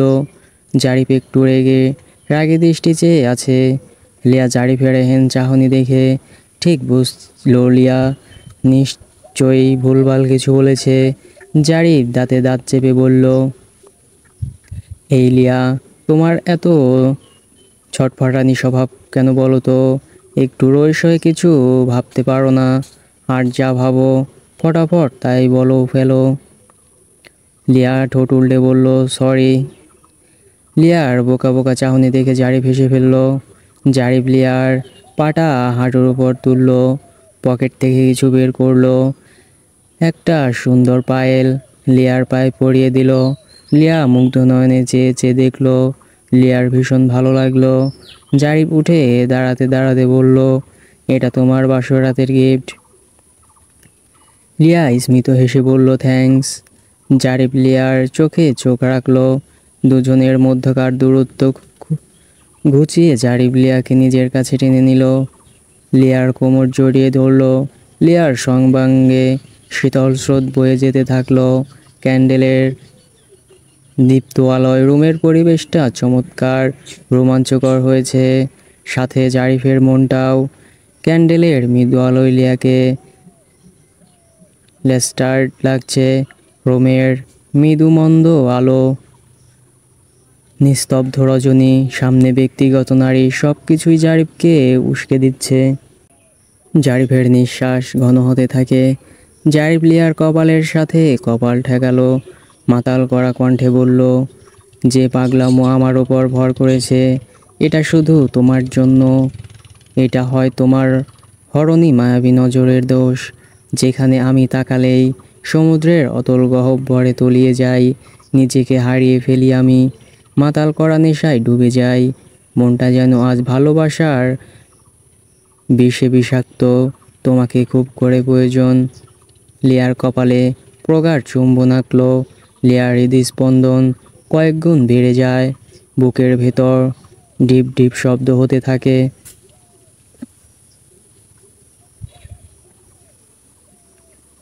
জারিফ ফের শীতল শান্ত গলায় বলল, তুমি আমার স্বপ্ন, তুমি আমার মনের প্রশান্তি, তুমি আমার সুখের ঠিকানা। দেখে নিও প্রাণপ্রিয়, দেখে নিও তুমি সুখের চাদরে, ভালোবাসার আদরে আদরে ভরিয়ে মুড়িয়ে রাখবো তোমাকে। Liya, I love you very much, I really love you. জারিফের মুখ থেকে ভালোবাসার কথা শুনে লিয়ার দু চোখ ছলছল করে উঠল। আনন্দে লিয়ার কান্না পাচ্ছে। লিয়া ঠোঁট কামড়ে ধরে কান্না আটকানোর চেষ্টা করলো। জারিফ লিয়ার ফর্সা গালে এক হাত রাখলো, আদুরে গলায় বলল, লিয়া, এই লিয়া, কিছু তো বলো। লিয়ার গলা দিয়ে যেন কোনো কথা বের হতে চাইছে না। লিয়া কাঁপা কাঁপা স্বরে বলল, শান্তি হারিয়ে গিয়েছিল। কিছু তো হয়েছিল, সে তো অনেক আগেই, আপনাকে দেখার পর থেকেই। তবে এখন আমি নিজেকে পরিপূর্ণ মনে করি, আমার ভাগ্যকে সুপ্রসন্ন মনে করি। আমি আপনাকে পেয়ে নিজেকে ধন্য মনে করি। I love you too. Liya লজ্জায় জারিফের বুকে মুখ লুকালো। জারিফ শক্ত করে জড়িয়ে ধরলো। কিছু সময় এভাবে নীরবে কাটলো। জারিফ লিয়ার মুখটা তুলল। লিয়ার পাতলা ওষ্ঠ তীর তীর করে কাঁপছিল। জারিফ লিয়ার ঠোঁটে ঠোঁট রাখলো। দুজনে আবেশে চোখ বন্ধ করে নিল। দীর্ঘ সময় পর ছাড়া পেয়ে লিয়া ঘন ঘন শ্বাস টেনে নিল। জারিফ লিয়ার গলায় ঠোঁট ছোঁয়ালো, কানের পাশে মুখটা নিয়ে ফিসফিসিয়ে বলল, মে আই। লিয়া লজ্জায় মূর্ছা যাওয়ার ন্যায় হলো। জারিফকে শক্ত করে জড়িয়ে ধরলো। জারিফ লিয়াকে কোলে তুলে নিল, বিছানায় শুয়ে দিতে দিতে বলল, you are my new first rose. চাঁদের রূপালি আগুন ভরা রাতের গভীরতা যত বাড়তে লাগলো, তেমনি চাঁদের রূপালি আলো মিয়ে যেতে থাকলো। এমন সুন্দর এক জ্যোৎস্না রাতে স্বামী নামক ভালোবাসার মানুষটার স্পর্শ সানন্দে গ্রহণ করে লিয়া। ভোরের আলো ফোটেনি এখনো। দূর হতে আজানের মিষ্টি ধ্বনি ভেসে আসছে, সাথে দু একটা পাখির কিচিরমিচির শব্দ। লিয়ার স্বাভাবিক শ্বাস প্রশ্বাসে কেমন জানি ব্যাঘাত হচ্ছে। ঘুমের মধ্যে দম আটকে আসছে মনে হচ্ছে। লিয়ার ঘুম হালকা হলো। ঘুমু ঘুমু চোখে ঘন পল্লব টেনে তোলার চেষ্টা করলো, একটু নড়ার চেষ্টা করলো। নিজের উপর ভারী অনুভব হলো। লিয়া চোখের পাতা পিট পিট করে তুলে তাকালো। জারিফ অষ্টপৃষ্ঠে লিয়াকে জড়িয়ে ধরে প্রশান্তির সাথে ঘুমোচ্ছে। লিয়া জারিফের বাহুবন্ধনে থেকেই একটু নড়ে জোরে ঝাঁঝালো স্বরে বলল, জারিফ সরুন, এভাবে শয় নাকি কেউ, ছাড়ুন। লিয়ার আওয়াজে জারিফের ঘুম হালকা হলো। জারিফ কিঞ্চিত বিরক্ত হলো। জারিফের আরেকটু শক্ত করে জড়িয়ে ধরলো। চোখ বন্ধ রেখেই ঘুমু ঘুমু কণ্ঠস্বরে বলল, হুম। লিয়া বিরক্তিকর কণ্ঠে বলল, কি উহু উহু করছেন? এভাবে কেউ ঘুমোয় নাকি? আশ্চর্য, আমার তো দম আটকে আসছে, আমার ঠিকঠাক ঘুম হচ্ছে না। সো প্লিজ ছাড়ুন। ও লিয়া, ঘুমোতে দাও তো, ভীষণ ঘুম দু চোখে, সো আর ডিস্টার্ব করো না তো। লিয়া অবাক হয়ে বলল, আপনার ঘুমে আমি ডিস্টার্ব করছি কখন? আর আপনি ঘুমান না? কে আপনাকে বারণ করেছে ঘুমাতে? জারিফ লিয়াকে ছেড়ে দিল। বালিশের উপর কনুই ভর দিয়ে হাতের উপর মাথা রাখলো। লিয়ার মুখের দিকে ঝুঁকে বলল, এই লিয়া, তুমি এত নড়াচড়া করো কেন? বলো তো, সারা রাত ধরে সাপের মতো নড়ছো, ঘুমের মধ্যে শুধু এপাশ ওপাশ। নিজেও শান্তিমতো ঘুমাচ্ছিলে না, আবার আমাকেও ঘুমোতে দিচ্ছিলে না। হাত পা ছোড়াছুড়ি করছিলে। উফ, ঘুমের মধ্যেও তোমার ছটফটানির ফটানির স্বভাব আগে জানা ছিল না। লিয়া দৃষ্টি নুয়ে নিল, খানিকটা লজ্জা পেল। নির্নির গলায় বলল, আসলে এভাবে ঘুমোতে আমি অভ্যস্ত নই। এভাবে জড়িয়ে ধরে ঘুমোতে আমার অভ্যাস নেই, তাই হয়তো। জারিফ লিয়ার কথায় মৃদু হাসল। লিয়ার গলায় ঘুম মুখ ডুবালো, গলায় ঠোঁট ছুঁয়ে মৃদু স্বরে বলল, ব্যাপার না, আমি তো মজা করে বলছিলাম। আর কি যেন বলছিলে? অভ্যাস নেই? অভ্যাস হয়ে যাবে, দ্রুত অভ্যাস করে ফেলো। 2 সপ্তাহ খানেক পর।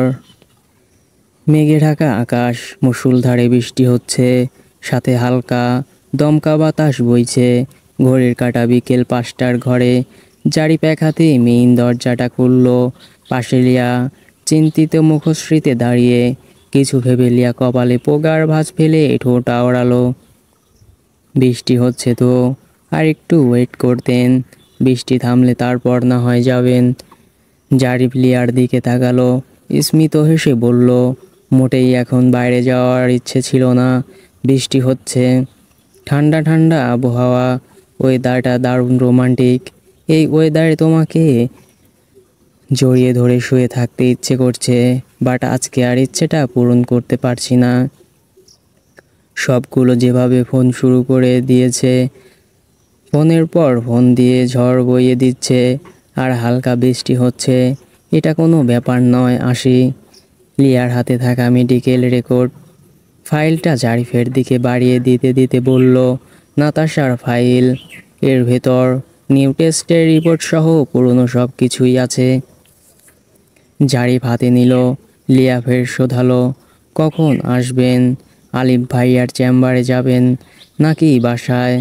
জারিফ ইতস্তত গলায় বলল, বাসায় না, চেম্বারে যাব। আচ্ছা লিয়া, থাকো। ও হ্যাঁ, আমার আসতে দেরি হতে পারে। তুমি সবার সাথে ডিনার করে নিও কেমন? আমার জন্য অপেক্ষা করো না, তুমি খেয়ে নিও। লিয়া ঘাড় নাড়িয়ে হ্যাঁ সূচক বলল। এমন সময় জারিফ লিয়ার কপালে ঠোঁট ছোঁয়ালো। লিয়া কপাল কুঁচকে ছোট ছোট চোখ করে চাইল। জারিফ ফট করে লিয়ার ঠোঁটে চুমু খেলো। অতঃপর লিয়ার নাকে এক আঙ্গুল আলতো করে ছুঁয়ে দিয়ে বলল, আসি। লিয়া বিনিময় মিষ্টি করে হাসলো। জারিফ চলে যেতেই লিয়া দরজাটা বন্ধ করে দিল। লিয়া এক হাতে শাড়ির কুচি ধরে ড্রয়িং রুমে দিয়ে হেঁটে আসছিল। এমন সময় জারার গলার স্বর আসলো। যারা বলল, এই তো ভাবি এখানে। জারার সাথে কথাও ছিল। দুজনে একসাথে এগিয়ে আসলো। লিয়া হাসি মুখে দাঁড়ালো। যারা গম গম স্বরে বলল, ভাবি তুমি এখানে?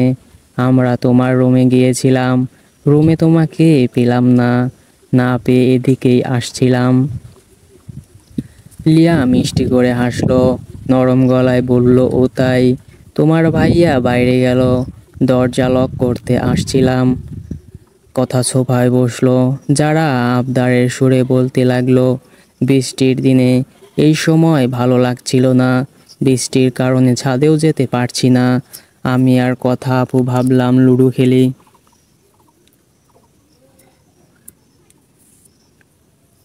দুজনে খেলে মজা পাচ্ছিলাম না, তাই ভাবলাম তোমাকেও সাথে নেই। ভাবি তুমি আমাদের সাথে খেলবে কি? লিয়া উৎফুল্ল স্বরে বলল, শিওর, হোয়াই নট, চলো চলো। কথা যারা আর লিয়া তিনজনে ফোনে লুডো খেলছে আর রাজ্যের গল্প করছে। এমন সময় নীল রুম থেকে বের হয়ে সোজা ড্রয়িং রুমে আসলো। জানালা দিয়ে বাইরে একবার দেখলো।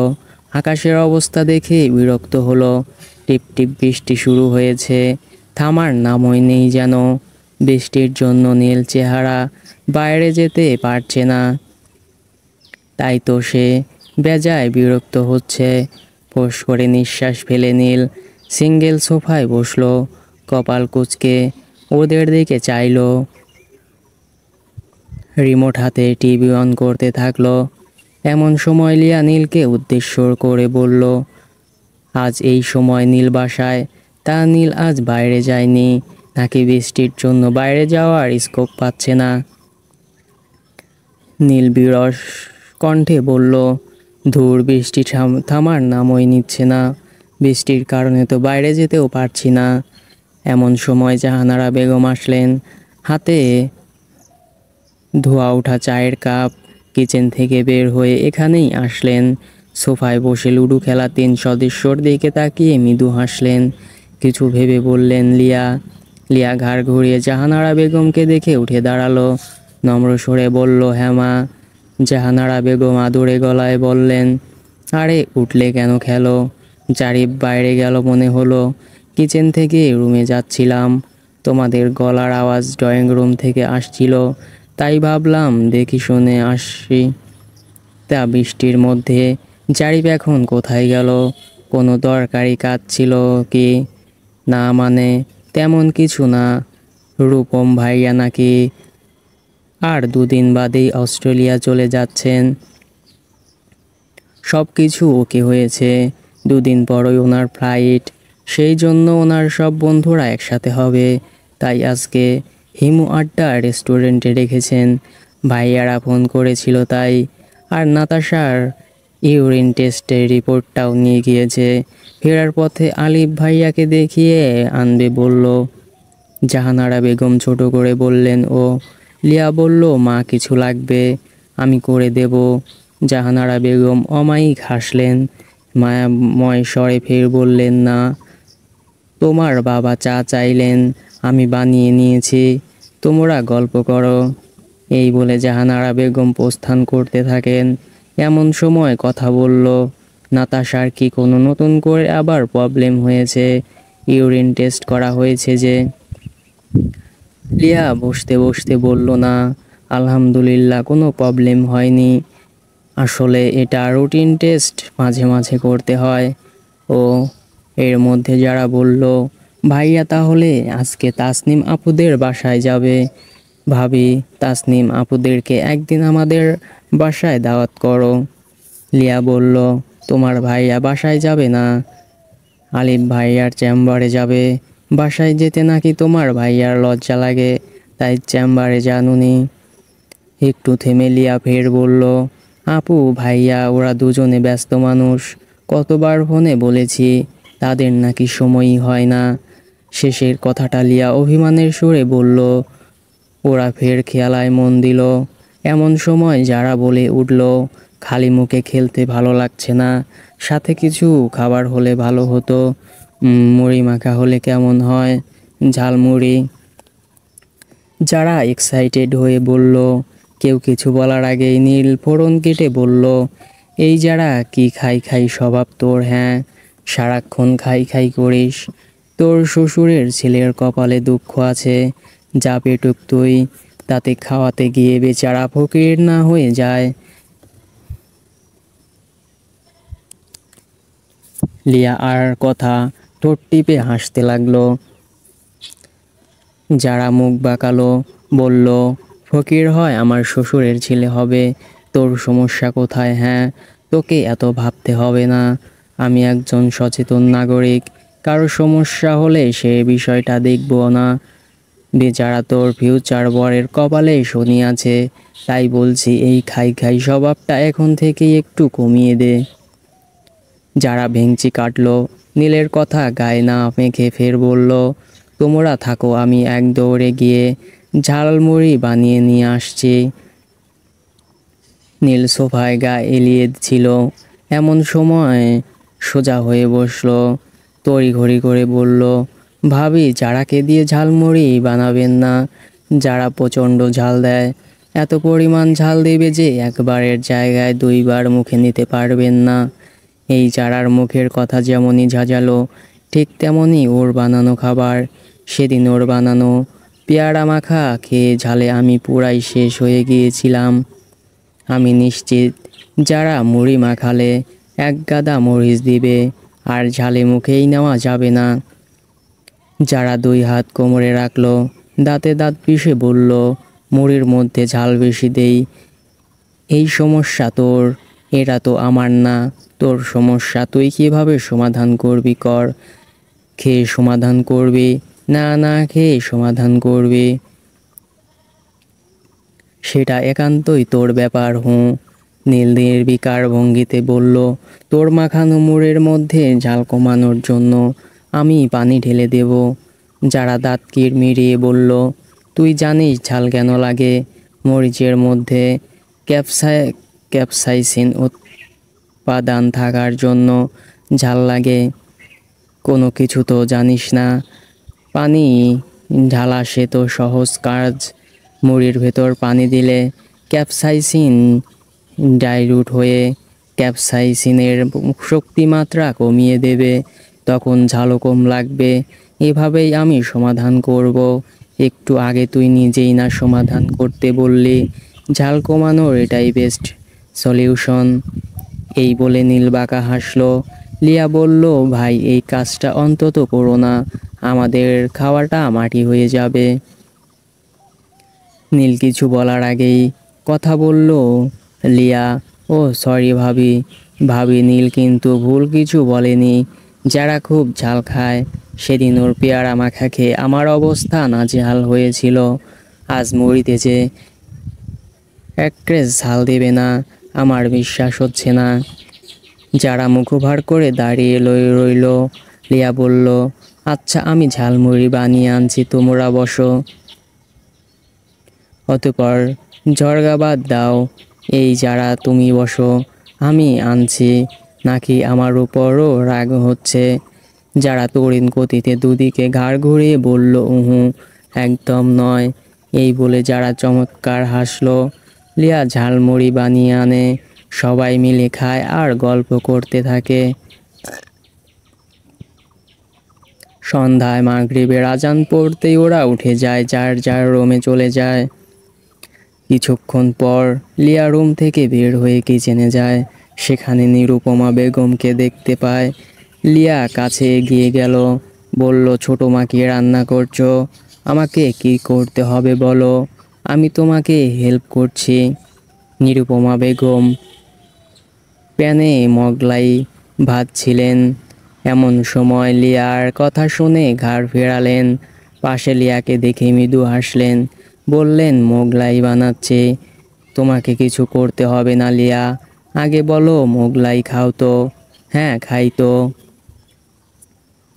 নীল বলেছিল ওর নাকি মোগলাই খেতে ইচ্ছে করছে, তাই ভাবলাম বসেই আছি, সবার জন্যই বেশি করে বানাই। লিয়া ফের বলল, আজকে কি করতে হবে তাই বলো তো? তুমি কাজ করছো, আমার এভাবে দাঁড়িয়ে থাকতে মোটেও ভালো লাগছে না। কিছু করতে হবে না সোনা, এই তো এইটুকু বাকি আছে, এখনই হয়ে যাবে। এটুকু থেমে কিছু ভেবে নিরুপমা বেগম ফের বললেন, আচ্ছা লিয়া, তুমি তাহলে মোগলাইগুলো পিস করো। লিয়া এবার খুশি হলো, নাইফ দিয়ে সুন্দর করে পিস করতে থাকলো। লিয়া ফের শুধালো, আচ্ছা ছোটো মা, এখন কি রান্না হবে? না মানে রাতে কি কিছু রান্না করতে হবে? না, দুপুরে কয়েক পদ রান্না করা হয়েছিল, সেসব ফ্রিজে আছে, সেগুলো গরম করে নিলেই হবে। আর চারু খানিক পরে চাল ধুয়ে দিবে, তাই হয়ে যাবে। লিয়া পরিবারের সবার সাথে ড্রয়িং রুমে বসে মোগলাই খায়, নিজের হাতে নাতাশাকে খাইয়ে দেয়। রাত 9:30 বাজে। লিয়া পড়ার টেবিলে বই নিয়ে বসে আছে। একটু আগে জারিফ ফোন করেছিল, বলেছে ফিরতে একটু দেরি হতে পারে। লিয়া যেন ডিনার করে নেয়। লিয়া পেনটা হাতে নিয়ে ঘোরাচ্ছিল, পড়ার মনোযোগ ছিল না। শরীরটা একটু খারাপ লাগছিল, মনে হচ্ছে অ্যাসিডিটি হয়েছে। লিয়া কিছু ভেবে চেয়ার ছেড়ে উঠে দাঁড়ালো, ভাবলো সবাই খাবার টেবিলে অপেক্ষা করবে, মাকে বলে আসি আজ আর ডিনার করব না। এই ভেবে লিয়া রুম থেকে বের হলো। খাবার টেবিলে সবাই বসেছে। রাতের খাবারটা বেশিরভাগ সময় সবাই একসাথেই খায়। জাহানারা বেগম লিয়াকে এখনো আসতে না দেখে যারাকে উদ্দেশ্য করে বললেন, যারা যাত লিয়াকে ডেকে আন। জারিফ ফোন করে বলল, ওর নাকি ফিরতে দেরি হবে, এত সময় লিয়া অপেক্ষা করবে নাকি? বাচ্চা মেয়ে খেয়ে নিক, আবার না খেয়ে ঘুমিয়ে পড়তে পারে। জালিয়াকে ডেকে আন।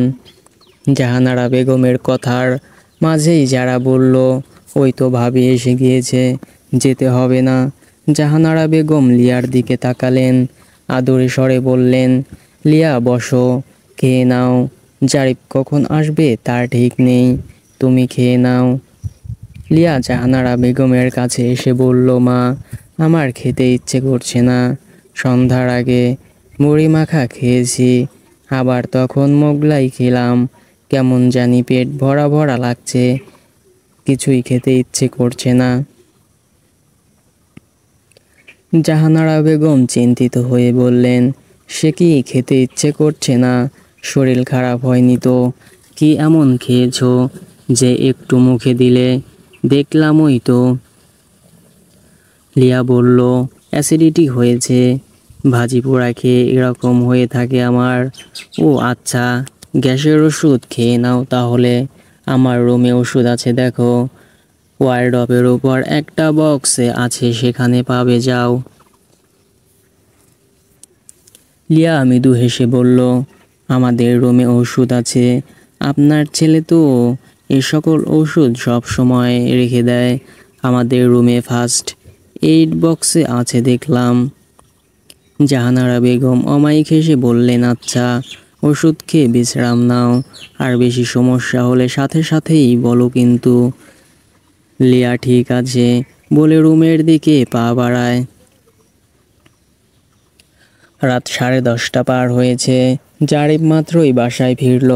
কলিং বেলের শব্দ শুনে জাহানারা বেগম দরজা খুলে দেন। জারিফ ভেতরে আসতে আসতে বলল, সবাই ঘুমিয়ে পড়েছে নাকি? কাউকেই দেখছি না। জাহানারা বেগম বললেন, সবাই যার যার রুমে আছে, শুয়ে পড়েছে মনে হয়। একটু থেমে জাহানারা বেগম শুধালেন, জারিফ, আলিফ কি বলল? নাতাশার মেডিসিন চেঞ্জ করে দিয়েছে। জারিফ হাতের ফাইলটা মায়ের হাতে ধরিয়ে দিতে বলল, না, আলিফ ভাই বলেছেন কয়েক মাস ধরে ইউরিন হিট যেহেতু ভালো আছে, আর টেস্টে রিপোর্টও আলহামদুলিল্লাহ ইমপ্রুভ হয়েছে, তাই আপাতত স্টেরয়েড বাদ রাখতে বলেছেন। তবে খাবার যেসব নিষেধাজ্ঞা ছিল ওগুলো মেনটেন করতে বলেছেন, সাথে বাসায় রেগুলার ইউরিন হিটের মাধ্যমে অ্যালবুমিন টেস্ট করতে বলেছেন।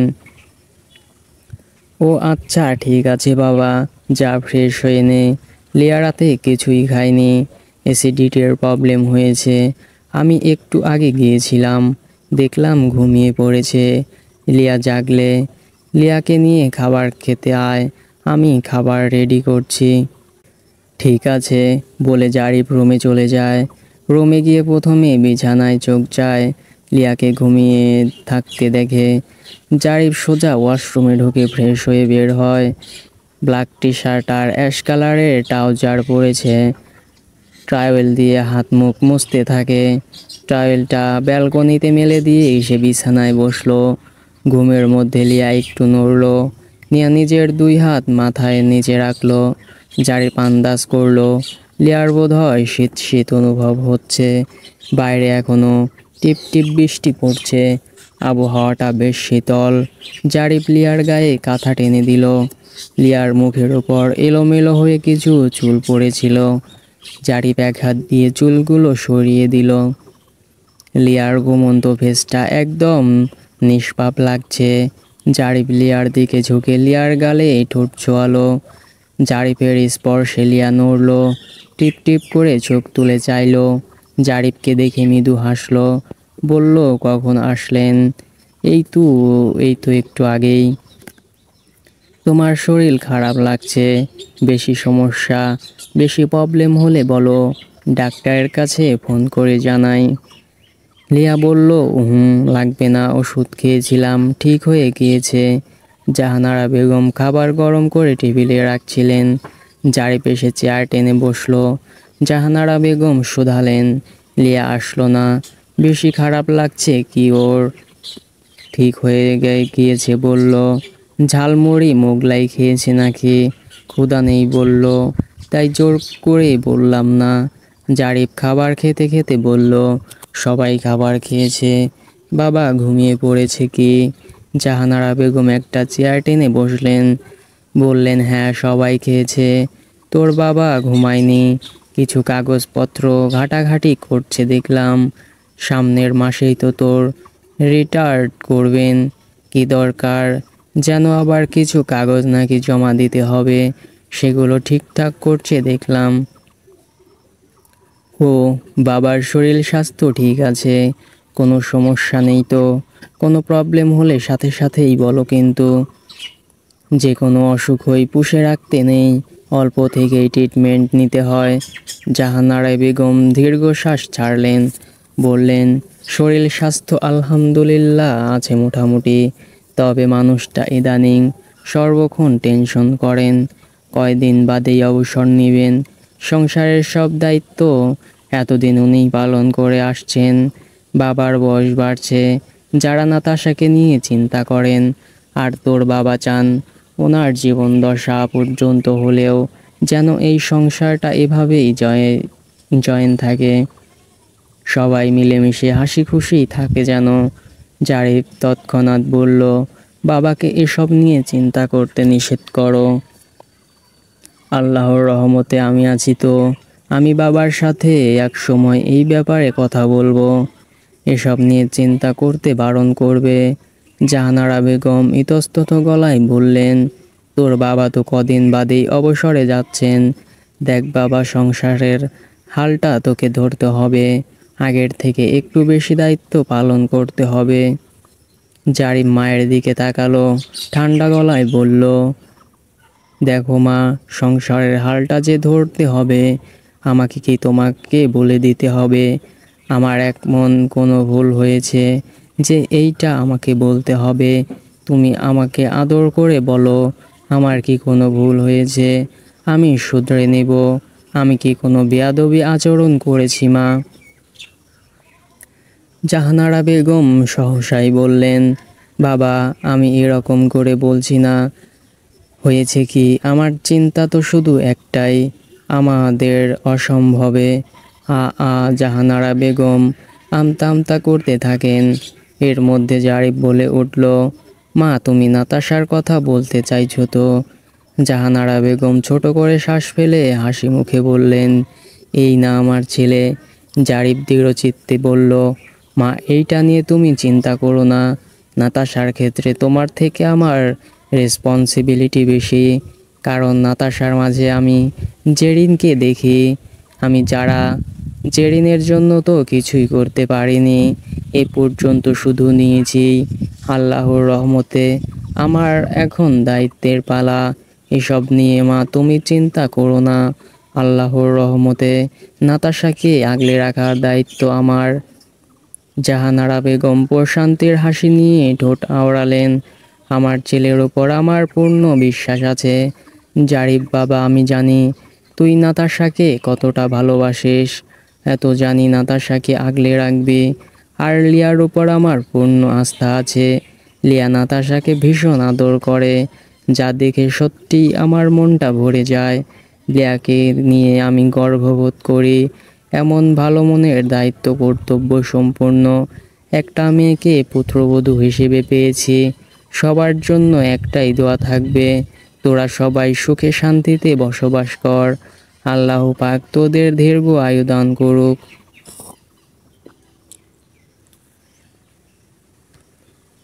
আলিফ তাসনিম তাদের দাম্পত্য জীবনে সুখ ও শান্তিতে দিন যাপন করছে। দুজন দুজনের প্রতি শ্রদ্ধাশীল ভালোবাসা, সত্যিকারের ট্রু ভালোবাসায় যারা তাদের জীবনটাকে ভরে রেখেছে। সংসারের সকল কাজ আগলে রেখে স্বামীর প্রতি দায়িত্ব পালন করে আল্লাহর রহমতে বিসিএস এর প্রস্তুতি সম্পূর্ণ করে বিসিএস ডাক্তারি পরীক্ষায় বিসিএস স্বাস্থ্যে উত্তীর্ণ হয়েছে। পড়ন্ত বিকেল, পিচের রাস্তায় শাসা করে গাড়ি ছুটছে। আলিফ এক মনের ড্রাইভ করছে, পাশে বসা তাসনিম আলিফের দিকে চেয়ে কপাল কুঁচকে বলল, তা ডাক্তার সাহেব, আমরা এখন কোথায় যাচ্ছি শুনি? এটা তো বাসার রাস্তা নয়। আলিফ ভাব নিয়ে বলল, বউকে নিয়ে লং ড্রাইভে যাচ্ছি, নির্দিষ্ট কোনো জায়গার নাম বলতে পারছি না। আজ দু চোখ যেদিকে যায় সেদিকে হারিয়ে যাব। একা নয়, আমার একমাত্র বউকে নিয়ে। তাসনিম ফের প্রশ্ন করলো, তা আজ হঠাৎ লং ড্রাইভে? এমনি। তা স্পেশাল কোনো কারণ আছে? আলিফ তড়িৎ বেগে বলল, অবভিয়াসলি স্পেশাল কাজ আছে। ডক্টর আলিফের বউ বিসিএস শাস্তে উত্তীর্ণ হয়েছে। এটা সেলিব্রেট করতে হবে না, তাই ভেবেছি লং ড্রাইভে যাব, তারপর রাতে ক্যান্ডেল লাইট ডিনার করব। দুজন মিলে সেলিব্রেট করব আর এনজয় করব। তাসনিম মিষ্টি হাসলো, আলিফের কাঁধে মাথা রাখলো। আলিফ তাসনিমের কপালে ঠোঁট ছোঁয়ালো, ফের ড্রাইভিংয়ে মনোযোগ দিল। সুন্দর রোদ ঝলমলে একটা দিন। রোজকার মতো লিয়া জারিফের সাথে ভার্সিটিতে এসেছে। লাঞ্চের পরের ক্লাসগুলো শেষ হতে হতেই 4টা বেজে যায়। ক্লাস শেষ করে লিয়া অরিনের থেকে বিদায় নিয়ে সোজা জারিফের চেম্বারে আসলো। লিয়া দরজার দাঁড়গোড়ায় দাঁড়িয়ে হালকা কেশে বলল, আসবো। জারিফ কিছু কাজ করছিল। লিয়ার মিষ্টি কণ্ঠস্বর শুনে জারিফের ঠোঁটের কোণে হাসি ফুটল। জারিফ না তাকিয়েই বলল, শিওর ম্যাডাম। লিয়া নিঃশব্দে ঠোঁট চওড়া করে হাসলো। লিয়া এগিয়ে গিয়ে সামনে থাকা চেয়ারটা টেনে বসলো। জারিফ মাথাটা কিঞ্চিত উঁচু করে লিয়ার দিকে চাইলো। লিয়া টেবিলের উপর 2 হাত রাখলো, মৃদু স্বরে বলল, দেরি হবে আপনার। জারিফ শান্ত নজরে চেয়ে বলল, কিছুক্ষণ বসো, হাতের কাজটা কমপ্লিট করে যাব। ওকে, বলে লিয়া ফোন বের করে স্ক্রল করতে থাকলো। জারিফের হাতের কাজটা শেষ করতে করতে ঘন্টাখানেক সময় লেগে যায়। অবশেষে বের হয়। জারিফের সাথে পা মিলিয়ে লিয়া গাড়ির কাছে আসলো। জারিফের সাথে আসার সময় স্টুডেন্টরা যখন জারিফকে সালাম দেয়, পাশে থাকা লিয়ার দিকে অদ্ভুত দৃষ্টিতে তাকায়, তখন লিয়ার কেমন কেমন যেন লাগে। বেশ লজ্জা লজ্জা অনুভব হয় লিয়ার। ভার্সিটি থেকে অল্প একটু দূরে এসেই জারিফ ব্রেক কষলো। লিয়া অবাক হয়ে তাকিয়ে ইশারায় বুঝালো, এখানে কেন? জারিফ নির্বিকারভাবে বলল, ঘুরবো দুজনে তাই। বিকেল 5টা পার হয়েছে। ঝলমলে সুন্দর বিকেল। জারিফের মনটাও আজ ঝলমলে আছে। জারিফের ইচ্ছে করলো লিয়াকে সাথে নিয়ে এই সুন্দর বিকেলটা উপভোগ করবে। বক্ষপুত্র নদীর তীরে আসলো দুজন। একটু নিরিবিলি ফাঁকা স্থান দেখে দুজনে বসলো। এদিকটায় ভিড় একটু কম। দুজনে ঘাসের উপর বসে গল্প করতে লাগলো। আকাশের বুকে সাদা মেঘের ভেলা ভেসে বেড়াচ্ছে। আজকের আকাশটা ঝকঝকে তকতকে, সাদা পেঁজা তুলার মতো। মেঘমালা হাওয়ায় উঠছে, মনে হচ্ছে বিকালের নরম রোদ। সূর্যের প্রখরতা কমে গিয়েছে কিছুক্ষণ আগেই। ধীরে ধীরে সূর্য মামা পশ্চিম আকাশের দিকে যাচ্ছে। নদের পানিতে গাছপালা সহ সব কিছুর প্রতিবিম্ব বেড়ে গিয়েছে কয়েক গুণ। লিয়া চেয়ে চেয়ে দেখছে আর উপভোগ করছে। লিয়া এক আঙ্গুল দিয়ে পায়ে থাকা পায়েলটা একটু নাড়ল। হালকা বাতাস বইছে। বিকেলের গরম নরম রোদ, সাথে হালকা বাতাস।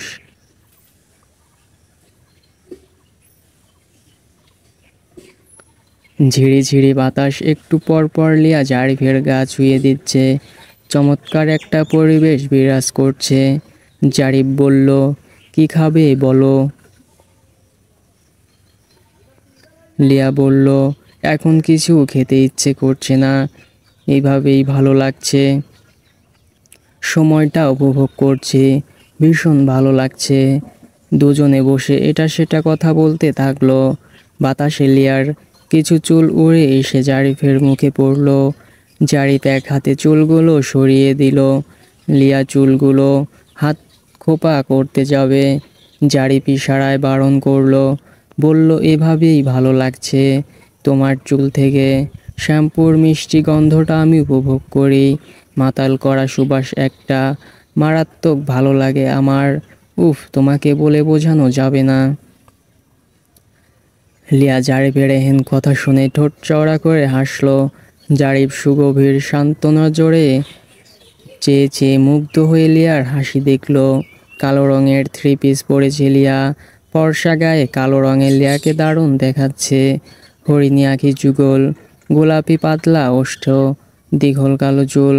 এই গরম রোদের সোনালি বিকেলে লিয়াকে মায়াময় লাগছে।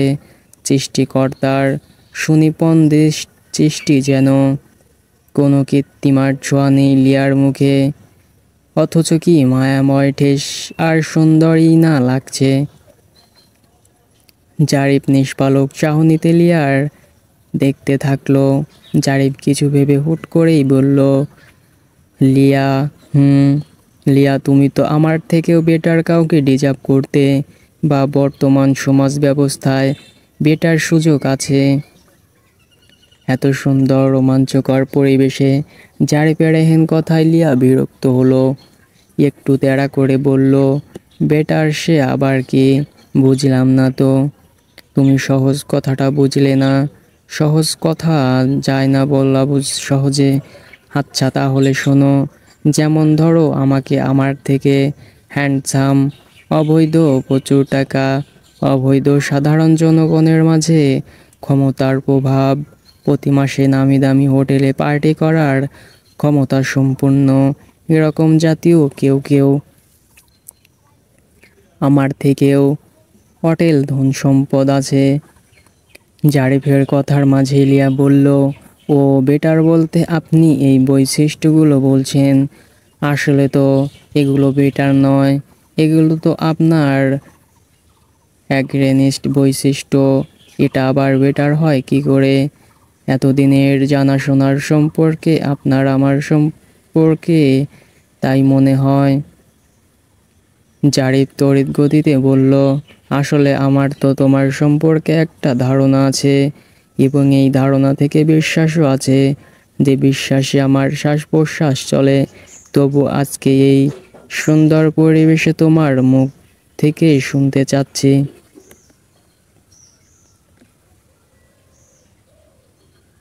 লিয়া দৃঢ়চিত্তে বলল, তাহলে শুনুন। আসলে আমি যেটা মনে করি, আমার বয়স অল্প হলেও এই পৃথিবীর আসল সুখ ও শান্তি আমি ভালো করে জানি। সেটা হলো অল্পে তুষ্টি। এছাড়াও ভালোর মধ্যেই প্রকৃত সুখ ও শান্তি নিহিত রয়েছে। ছোট আমার এই জীবনে আমি কোনো মতেই অশান্তিদায়ক পরিস্থিতিতে পড়তে চাই না। যেভাবেই বলা হোক, রং এবং অপসংস্কৃতির মধ্যে অশান্তি নিহিত থাকে, এটা আমি খুব ভালো করেই বুঝি। ফিল্ম মিক্সিং এবং exhibited fraud, exhibited illegal money, illegal power, all are cause for unpeace situation. Liya একটু থামলো। লিয়া জারিফের চোখে চোখ রেখে শীতল চাহনিতে চেয়ে ভিড় বলল, I know you very well. So আমি আমার প্রকৃত শান্তির জন্য তথাকথিত সমাজ ব্যবস্থাকে ঘৃণা করে আমি আমার মতো আপনাকেই আসক্ত। আপনি আমার নজরে আসার পর অন্য কেউ আসেনি আমার নজরে। আমার জন্য আমি আপনাকেই, শুধু আপনাকেই বেস্ট মনে করি। শুধু মনে করি না, বিলিভ করি। আমি বিশ্বাস করি আপনিই হবেন আমার সুখের ঠিকানা। এই বলে লিয়া জারিফের বুকে মাথা রাখলো। প্রশান্তিতে চোখ বুজে নিল। জারিফের ঠোঁটের হাসি আরও বিস্তৃত হলো। প্রশান্তিতে ভরে উঠল হৃদয়। জারিফ লিয়ার পিঠের পাশ দিয়ে এক হাত দিয়ে আলতো করে জড়িয়ে নিল। জারিফ প্রফুল্ল চিত্রে প্রশান্তিময় কণ্ঠে বলল, ও Liya, you are great. Allah gift me you which I deserve. আলহামদুলিল্লাহ, তুমি আমার জন্য সেরা আর সর্বোত্তম। উফ, thank to Allah, thanks to lord. So friends, গল্পটি কেমন লাগলো অবশ্যই কমেন্ট করে জানিয়ে দিন এবং গল্পটি ভালো লাগলে অবশ্যই চ্যানেলটি সাবস্ক্রাইব করে রাখুন। ধন্যবাদ সবাইকে।